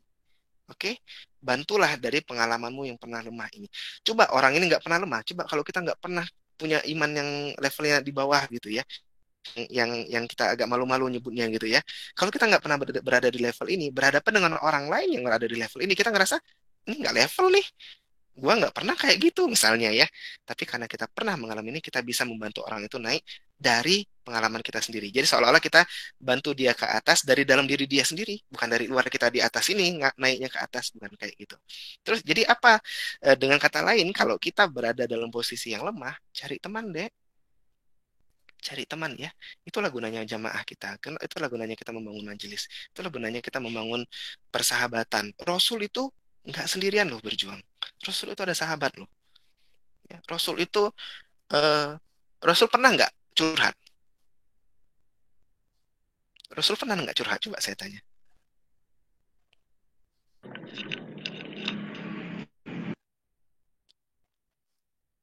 Agak ragu jawabnya.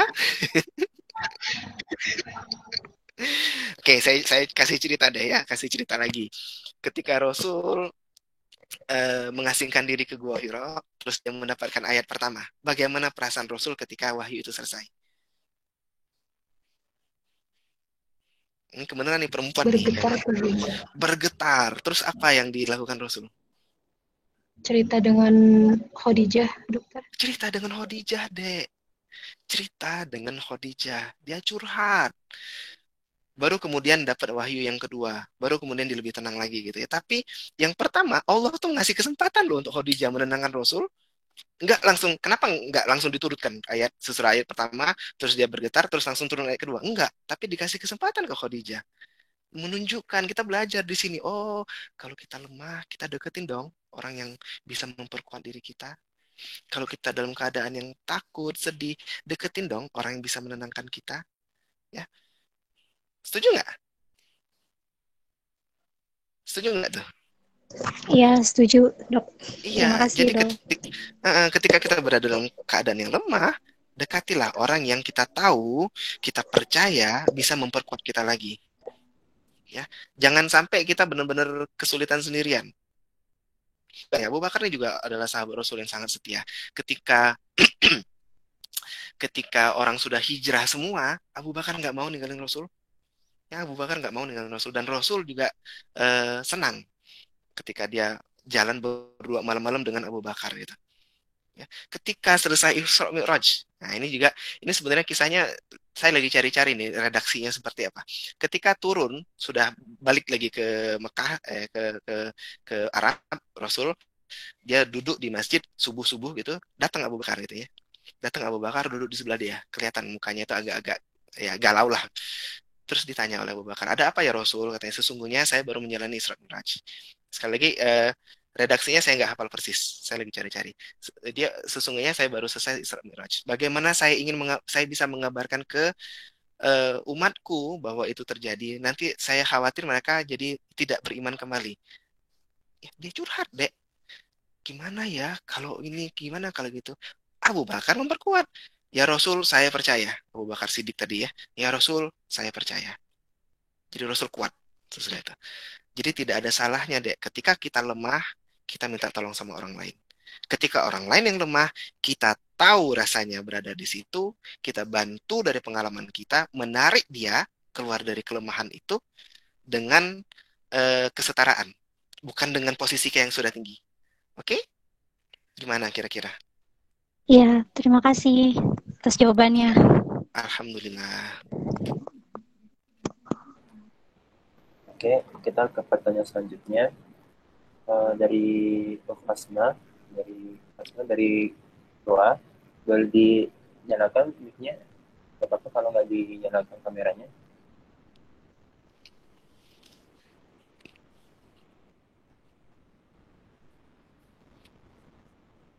Silakan.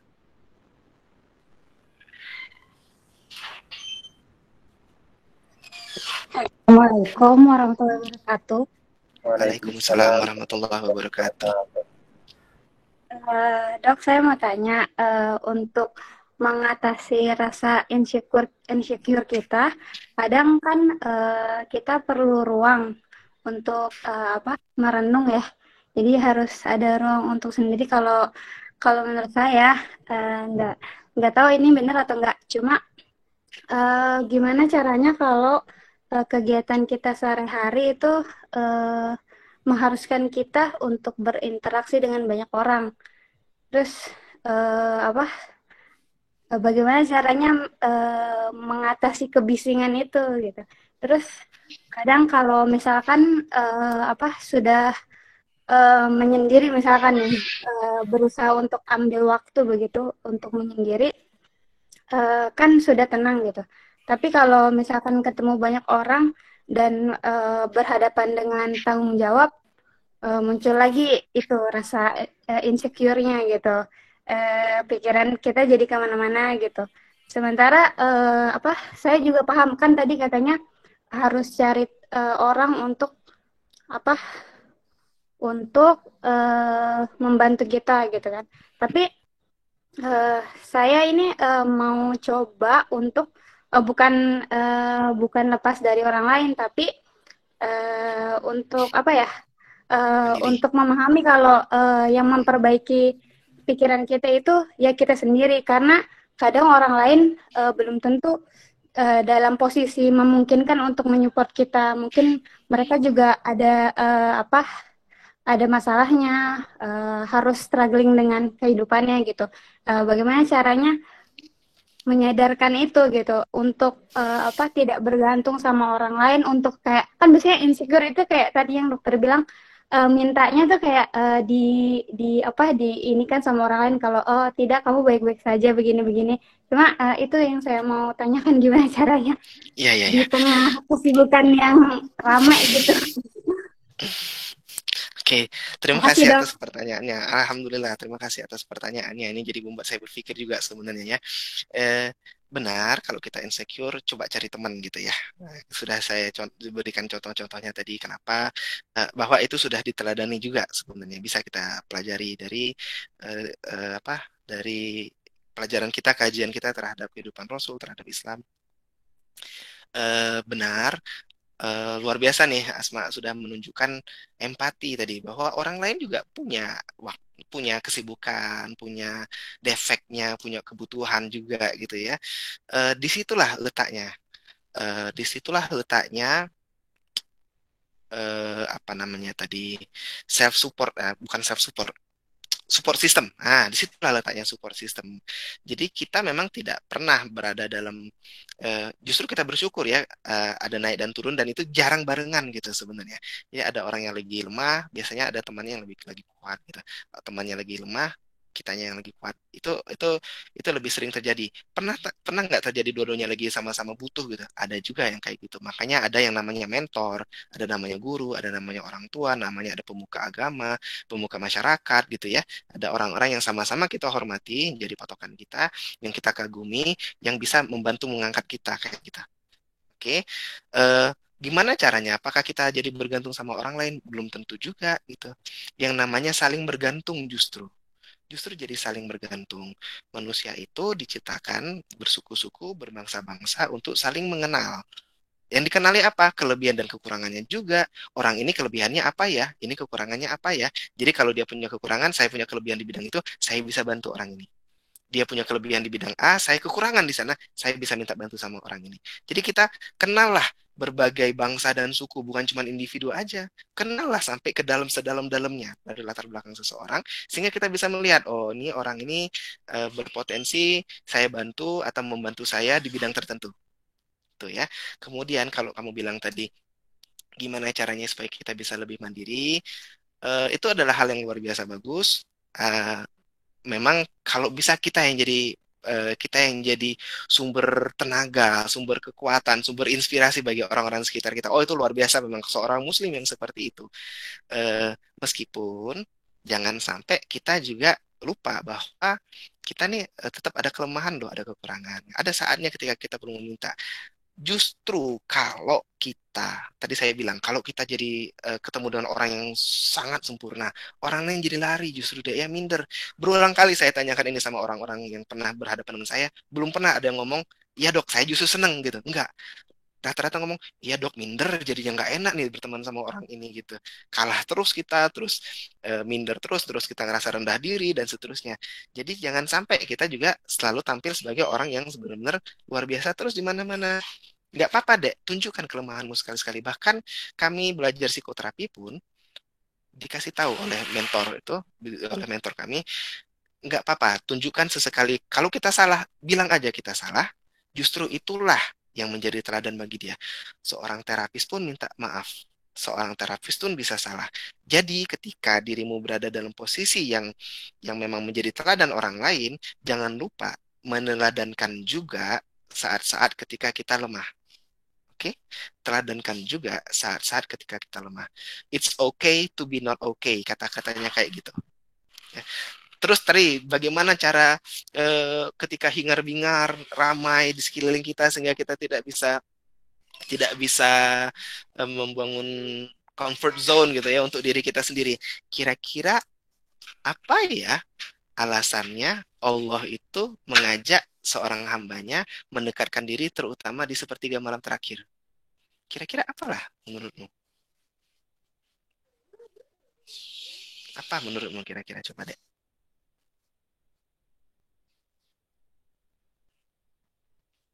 Kenapa kita diajak mendekatkan diri, mengeluarkan curahan hati kita, bersimpuh, merendahkan diri di hadapan Allah di sepertiga malam terakhir? Kenapa ya? Ada yang tahu nggak? Berkaitan dengan pertanyaanmu tadi.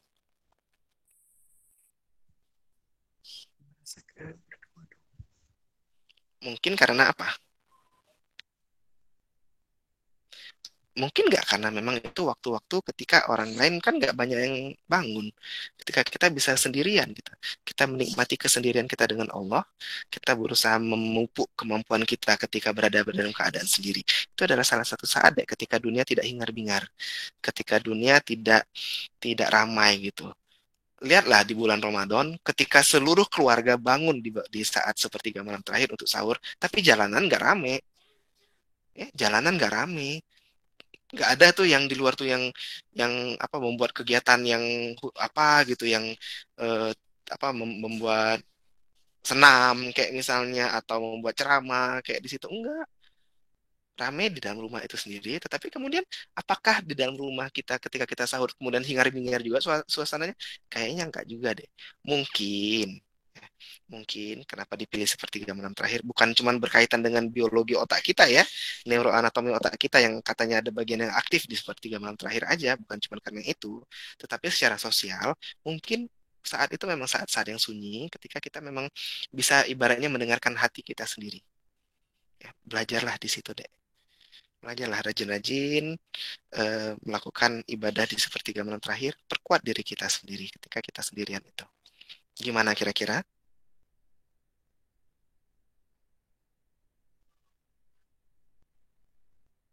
Gimana? Cukup?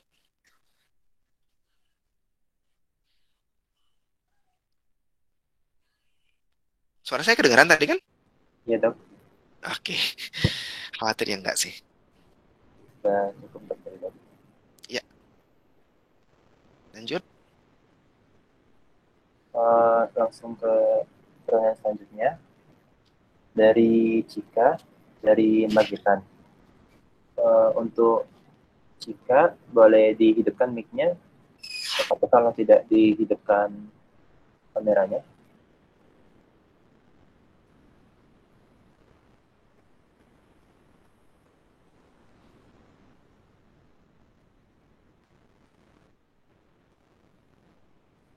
Oh, Ya. sebelumnya dok, tadi dari Lokasma tadi ada gangguan sinyal. Cuma Oh gitu. dulu sama Lokasmanya. Ini Ya. baru kembali lagi. Lokasma tadi apakah sudah menjawab pertanyaan dari jawaban dari dokternya? Iya, Sampai mana tadi ya? tadi didengar sampai akhir penjelasan yang cuma pas ditanya keluar. Ya, Jadi apa yang ditanya tadi? Aduh. Maaf. Ini ada gangguan teknis. Nyangkut. Ya, gimana? iya, tadi udah denger sampai akhir. Sudah dengar sampai akhir gitu ya? Iya, Alhamdulillah. Cukup kira-kira? iya. Cuma ini sih dok, cuma apa apa ya yang lebih ininya. Iya sih, saya sadar kalau memang harus gitu. Cuma kan biasanya orang insecure ya, bukan saya pelajari sih dari orang-orang gitu. Biasanya insecure ya karena apa ya? Misalkan sudah semua ya sudah berusaha untuk ini ibadah gitu, terus udah berusaha untuk cerita gitu. Cuma memang dari dalam pikirannya ada yang terganggu, entah itu kenapa gitu kan. Makanya yang saya mau tanyain sih itu sebenarnya lebih ke kesadaran dirinya gitu, gimana supaya di build up begitu. Oke, perlu saya sampaikan, kalau kita mengembangkan kepribadian itu nggak ada rumus yang konkret. Kita akan berdiskusi yang sangat tailor-made. Makanya psikoterapi itu nggak bisa dibuat struktur umumnya bagaimana gitu. Harus bahas tentang ini, ngomongnya seperti itu nggak bisa, karena itu sangat-sangat personal. kalau memang dirimu merasa ingin meningkatkan, mengupgrade kepribadian atau meningkatkan itu, ya kita memang salah satu pilihannya adalah belajar, bisa dengan psikoterapi gitu, atau silakan diskusi dengan orang-orang yang kita percayai gitu, diskusi dengan guru yang kita hormati, dengan orang tua kita, dengan sahabat kita, atau orang tua dari sahabat kita gitu ya. Silakan dibuka diskusi-diskusi tersebut.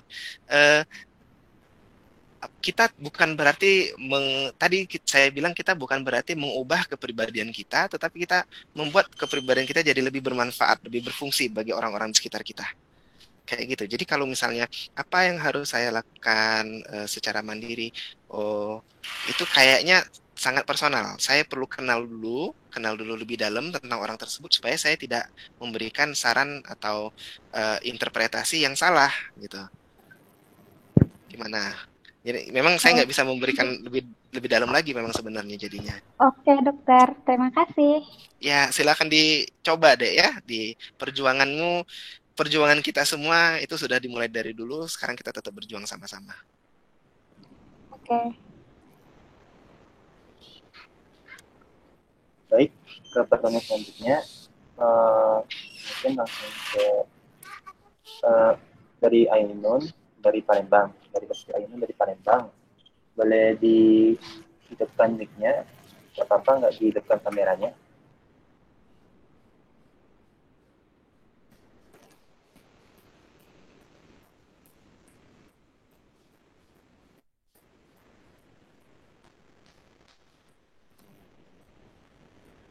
Dari Okti Ainun dari Palembang,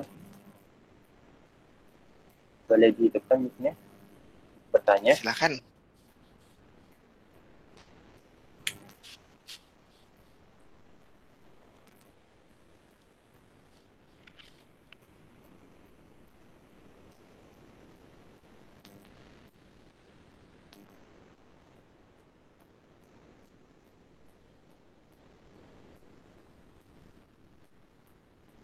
Bisa ditutup ya. Ya, silakan. Dari Ukti Desita, Lestari, dari Cilacap, boleh dihidupkan mic-nya? Boleh, gak apa-apa nggak dihidupkan kameranya?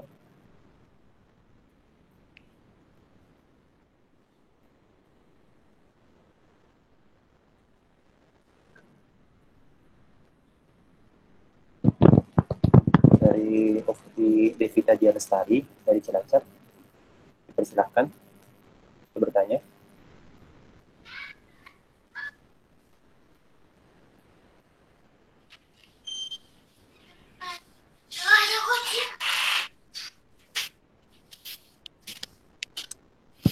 Oke, mungkin karena ya sinyal juga ya dok ya. Ini silakan dulu ke pertanyaan. Silakan diatur aja. Baik dok. Terima kasih dok. Dari Afif Ababil dari Belitung Oku Timur. Boleh di depan mic-nya, boleh juga di depan kameranya.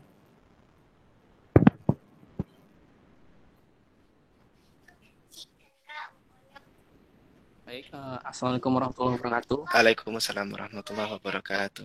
Sebelumnya jazakallahu khair dok atas materi yang disampaikan. Alhamdulillah. Atas kesempatannya. Jadi yang saya ingin pertanyakan, apakah ada hubungannya sifat yang perfeksionis ini dengan insecure ini? Itu yang pertama. Kemudian yang kedua itu terkait tentang narsistik. Itu kan ada harapan dari seseorang insecure itu adalah merasa ingin dipuji, istilahnya pengen terlihat baik di antara yang lainnya, seperti itu kan dok. Nah, apakah ini juga termasuk nanti lebih merasa dirinya itu akan jatuh ke sifat yang ria gitu dok, ataupun sum'ah kayak gitu? Gimana dok? Terima kasih, mohon penjelasannya. Oke, terima kasih atas pertanyaannya. Alhamdulillah. Jadi perfeksionisme ya, perfeksionistik. Nah, itu adalah suatu traits, salah satu ciri dari kepribadian sebenarnya. Memang yang namanya perfeksionisme itu lebih terkenal pada kepribadian yang lain sebenarnya, narkistik atau obsesif kompulsif. Tetapi orang narsisistik juga sangat tidak jarang sebenarnya juga menunjukkan ciri-ciri perfeksionistik tadi. Apakah salah satu penyebab insecure itu adalah perfeksionistik? Bisa jadi, karena kita punya harapan yang tinggi, kita punya standar yang tinggi, sehingga kesulitan sendiri untuk memenuhi standar tersebut. Bisa jadi itu menjadi salah satu penyebab seseorang mengalami insecure ya, atau sebenarnya apa namanya, krisis narsisisme bisa dikatakan kurang lebih kayak gitu. Bisa seperti itu sebenarnya. Jadi bagaimana caranya? Ya kita harus bukan apa ya, kita usahakan kita belajar untuk mengenal potensi kita berada di mana gitu, dan mengejar batasnya gitu. Oke. Yang kadang-kadang terjadi, yang saya temui adalah ada orang yang berusaha menjadi orang yang berbeda. Apa yang saya maksud sini? Jadi ada orang misalnya saya orang Palembang nih, saya berusaha jadi orang Jawa, jadi orang Padang kayak gitu ya. Saya punya bakat dalam hal dalam bidang matematika gitu. Tapi saya masuk fakultas ekonomi atau ilmu sosial gitu. Itu sehingga ketika kita punya standar yang tinggi, karena nilai matematika saya 10, 9, 10, 9, di fakultas ilmu sosial saya nggak bisa dapat ilmu sosial yang sampai 10, 9, akhirnya kita jadi insecure. Jadi yang kadang-kadang saya temui bukan orangnya tidak berbakat atau orangnya tidak mampu, tetapi kemampuannya di bidang yang berbeda ternyata. Inilah mengapa kalau di SMA itu kadang-kadang populer tes minat dan bakat gitu deh ya. Jadi tahu orang ini kira-kira cocoknya jadi apa gitu. Kalau kamu lihat ada orang yang hobi nih, misalnya ada orang yang hobi main bola, kamu suruh dia main catur, kakinya kali goyang-goyang terus kali ya sama main catur gitu ya, nggak cocok soalnya kayak gitu. Terus dia bisa jadi ngerasa, aduh saya nggak berbakat sama sekali nih gitu, karena dia mainnya main catur bukan main bola. Coba kalau kita giring dia, kita ajarkan dia bahwa bakatmu di mana gitu. Oke, jadi kadang-kadang bukan perfeksionismenya saja yang menjadi tantangan atau cobaan bagi orang ini, tetapi juga soal bakatnya tadi. Memang cocok nggak dengan peran yang dia pilih saat ini. Itu yang namanya perfeksionistik sebagai traits yang bisa mengganggu kesetimbangan mental seseorang, kurang lebih kayak gitu. Yang kedua, mohon maaf, bisa diulangi apa tadi ya? Terkait narsistik tadi kan merasa ingin tinggi. Nah, ria ya? Nanti jatuhnya ke sifat ria seperti itu, Dok. Ya, lebih was-was ke situ. Oke, ya benar deh, benar sekali. Anda sudah benar bahwa memang tantangan dalam beramal bagi orang yang narsisistik itu adalah ria, karena dia pengen dipuji. Karena itu kita, ya ini bahasa kasarnya gini deh, kita riaknya ke Allah dong, jadinya kita minta dipuji sama Allah lah kurang lebih. Jadi niatkannya seperti itu sebenarnya. Saya juga diajarkan oleh orang yang saya hormati gitu, ketika kita mendapatkan pujian itu hati itu langsung gede gitu ya, wah, langsung mengembang gitu, kayaknya hebat gitu. Tapi ketika kita mendapatkan pujian, ada alasannya kenapa kita menyebut alhamdulillah. Dengan cara seperti itu, yang pertama, secara ritualistik kita sudah melakukan apa yang diharuskan, dapat nikmat, kita bersyukur. Itu secara ritualistik ya. Tapi kalau dilihat lagi lebih dalam, ketika kita bersyukur, kita bukannya menghilangkan sama sekali nikmat tersebut, justru kita mengakui nikmat itu ada dan kita kembalikan kepada Allah, kepada yang memberikan nikmat. Oke, orang memuji kita, kita bersyukur kepada Allah. Orang memuji kita, kita bersyukur kepada Allah. Bukan aku hebat sekali, iya terus puji saya, wahai temanku. Bukan kayak gitu. Woi, kamu hebat sekali, kata teman. Alhamdulillah ya Allah, terima kasih engkau telah memberikan saya keutamaan itu saat ini. Gitu, jadi katanya sih saya diajarkan kayak gitu. Dan ternyata ketika saya ajarkan ke klien-klien saya juga, pasien-pasien psikoterapi saya juga, tidak yang melakukannya melaporkan bahwa iya dok, rasanya lebih enak kayak gitu. Jadi bukan seolah-olah saya yang hebat, tetapi bukan juga saya tidak punya kelebihan apapun, bukan. Jadi kita mengakui bahwa alhamdulillah, berarti kita mengakui bahwa kita mendapatkan nikmat dari Allah, dan karena itu kita bukan orang yang tidak berharga sama sekali juga gitu. Karena kita diperhatikan oleh Allah gitu. Ya, memang tantangan bagi orang narsisistik adalah riya, dan saya mendapat tips untuk mengatasi hal tersebut adalah justru ketika kita dapat pujian, alhamdulillah, semuanya karena Allah. Mudah-mudahan bisa membantu. Gimana? Baik dokter, insya Allah cukup jelas. Jazakallah khair, dokter. Alhamdulillah. Khair. Baik, kita ke pertanyaan selanjutnya. Silakan. Itu dari Mufti Aji Mutia dari Malang. Dipersilakan untuk menghidupkan mic-nya. Tidak apa-apa kalau nggak dihidupkan kameranya. Ya.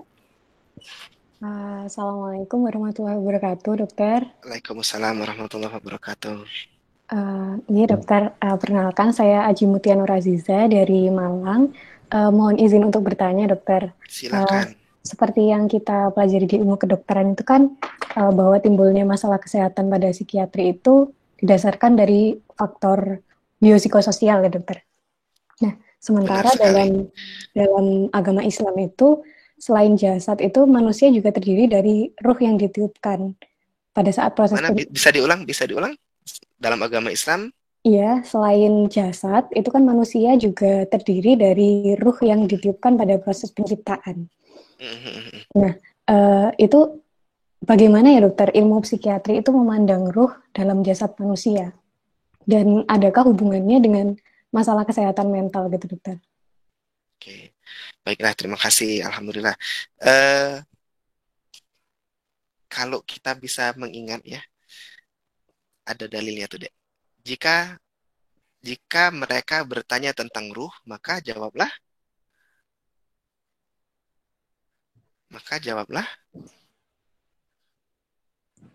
apa? Ada yang tahu? Itu termasuk urusan Tuhanku, sedangkan kamu diberi pengetahuan hanya sedikit. Iya. Jadi atas hal ini berarti saya tidak mampu menjawab pertanyaanmu, Dek, ketika kamu bertanya apa pandangan psikiatri terhadap ruh gitu. Ya, terus terang aja saya memang belum pernah ketemu kata ruh dalam pembelajaran psikiatri, karena konsep nyawa itu sendiri dalam ilmu kedokteran masih juga bingung gitu kan. Kedokteran secara luas juga lah, kita juga bingung letaknya di mana gitu, apakah di jantung, apakah di otak, apakah di mana gitu, nggak tahu. Dan karena itu adalah memang pengetahuannya Allah yang tidak dibagikan kepada kita di dunia ini, nggak tahu nanti, tapi tidak dibagikan kepada kita di dunia ini. Apakah itu berarti kita tidak apakah itu berarti menjadi kekurangan dalam agama Islam? Bukan. Kalau saya justru merasa ini ada kalimat yang lucu nih. Saya pernah membaca kalimat tahu kalimat yang wise word kayak gitu deh ya. Ada kalimat dari siapa, nama Lyle Watson kalau salah namanya. If the brain is so simple that we could understand it, we would be so simple we could not. Ya, jadi otak kita tuh ada kapasitasnya memang. Otak itu ada kapasitasnya. Dengan kapasitas segini, memahami otak ini sendiri kita belum. Apalagi hal yang lebih kompleks, apalagi hal yang sifatnya ruh gitu ya. Karena itu adalah zat Allah yang memang nggak bisa kita jelaskan. Jadi akan hal ini mohon maaf sekali, saya nggak bisa menjelaskan deh. Saya nggak bisa menjelaskan mengenai hal itu. Kalau ngomong, guru saya juga dulu pernah ngomong, kalau memang mau kita masukkan ke dalam konsep ilmu psikiatri, maka ada yang namanya jasad, ada yang namanya jiwa, ada yang namanya ruh. Jiwa itu bukan ruh, tapi ada yang namanya biologi, organik, ada yang namanya psikologi, ada ruh. Ruh itu di luar, itu nggak masuk. Psikiatri itu nggak bisa menjangkau sampai ke sana. Kita aja membuat teori-teori perkembangan kepribadian, belajar tentang pengalaman anak-anak gitu ya. Ada teori perkembangan kepribadian itu luar biasa deh imajinasinya. Dia menjelaskan perkembangan 0 sampai 6 bulan. Menjelaskan perkembangan 0 sampai 6 bulan. Gimana caranya? Difikirkan, dihayalkan sebenarnya. Kenapa? Tidak ada manusia yang berhasil mengingat 0 sampai 6 bulan dulu saya bagaimana gitu. Nggak ada kan ya? Dan tidak tidak ada bayi yang bisa ngomong dari 0 sampai 6 bulan. Artinya ilmu itu benar-benar adalah ilmu observasi yang berdasarkan insight orang yang mengamati, keluarlah ilmu tersebut.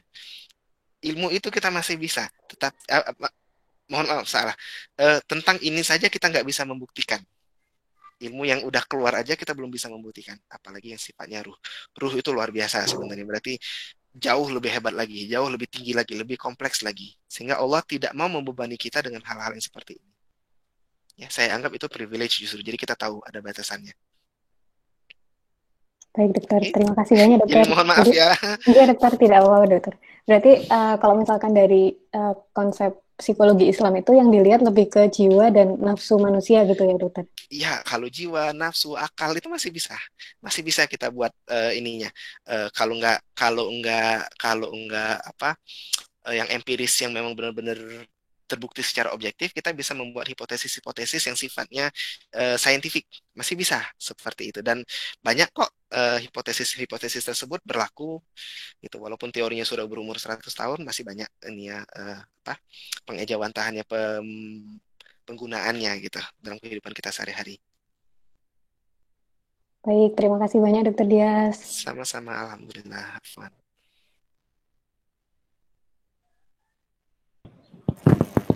Baik, dengan pertanyaan yang tadi, sebagai pertanyaan terakhir, karena mengingat waktu juga, kita akhirkan sesi tanya jawab di pertanyaan yang terakhir pula.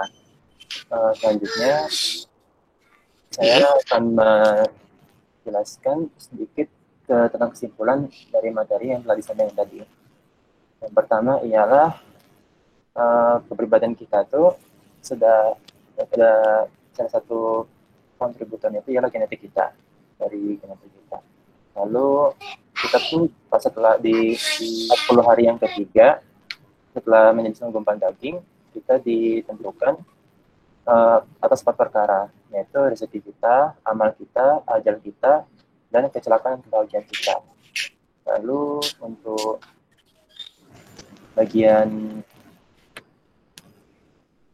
kepada security dan insecurity ini, kita dapat mengatasinya dengan cara coping. Coping yang terbaik itu ada 2, yang terpaling baik itu ada yang dari agama dan sosial. Dari puasa kita mendapatkan dari depresinya, dan juga dari zakat juga, dari yang lainnya juga. Untuk coping untuk diri sendiri. Dan juga kita bisa mengobati insekuritas dari orang lain melalui teladan Rasulullah, itu dari sikap netral atau non-judgmentalnya, seperti sikap Rasulullah pada Anas bin Malik radhiyallahu anhu, dan juga sikap suportif Rasul kepada para sahabatnya. Mungkin itu sebagian dari kesimpulannya. Saya selaku moderator, saya mohon maaf jika ada kesalahan kata maupun perilaku dan sikap. Juga kepada Allah saya mohon ampun, juga kepada dokter, juga kepada para peserta Dias. Terima kasih juga atas kesempatannya, sudah bisa berjumpa dengan saudara-saudara dari Papua, bahkan ya dari Papua dan yang dekat sini di Palembang. Alhamdulillah, mudah-mudahan hari ini kita tidak menyia-nyiakan waktu, melainkan kita mendapatkan berkah dari Allah. Mohon maaf kalau ada kesalahan-kesalahan. Saya izin tutup dulu ya, tadi saya buka soalnya. Kepada semuanya saya ucapkan dulu alhamdulillahirrabbilalamin. Assalamualaikum warahmatullahi wabarakatuh. Waalaikumsalam warahmatullahi wabarakatuh. Dari Anda juga, apabila ada salah kata saya mohon maaf, kepada Allah saya mohon ampun. Semoga kita dari pertemuan kita pada hari ini kita mendapatkan pahala dari Allah Subhanahu wa taala karena niat kita untuk mendekatkan diri pada Allah, mengetahui Islam dari perspektif psikologi. Psikiatri deh. Psikiatri. Mohon maaf Dok. Terima kasih atas pembenarannya Dok. Baik, mari kita tutup dengan doa kafaratul majelis. Subhanakallahumma bihamdika asyhadu an la ilaha illa anta astaghfiruka wa atubu ilaik. Juga kita tutup dengan lafaz hamdalah. Alhamdulillahirabbil alamin. Wabillahi taufiq wal hidayah. Assalamualaikum warahmatullahi wabarakatuh. Waalaikumsalam warahmatullahi wabarakatuh. Terima kasih Dok. Terima kasih semuanya. Terima kasih juga semuanya.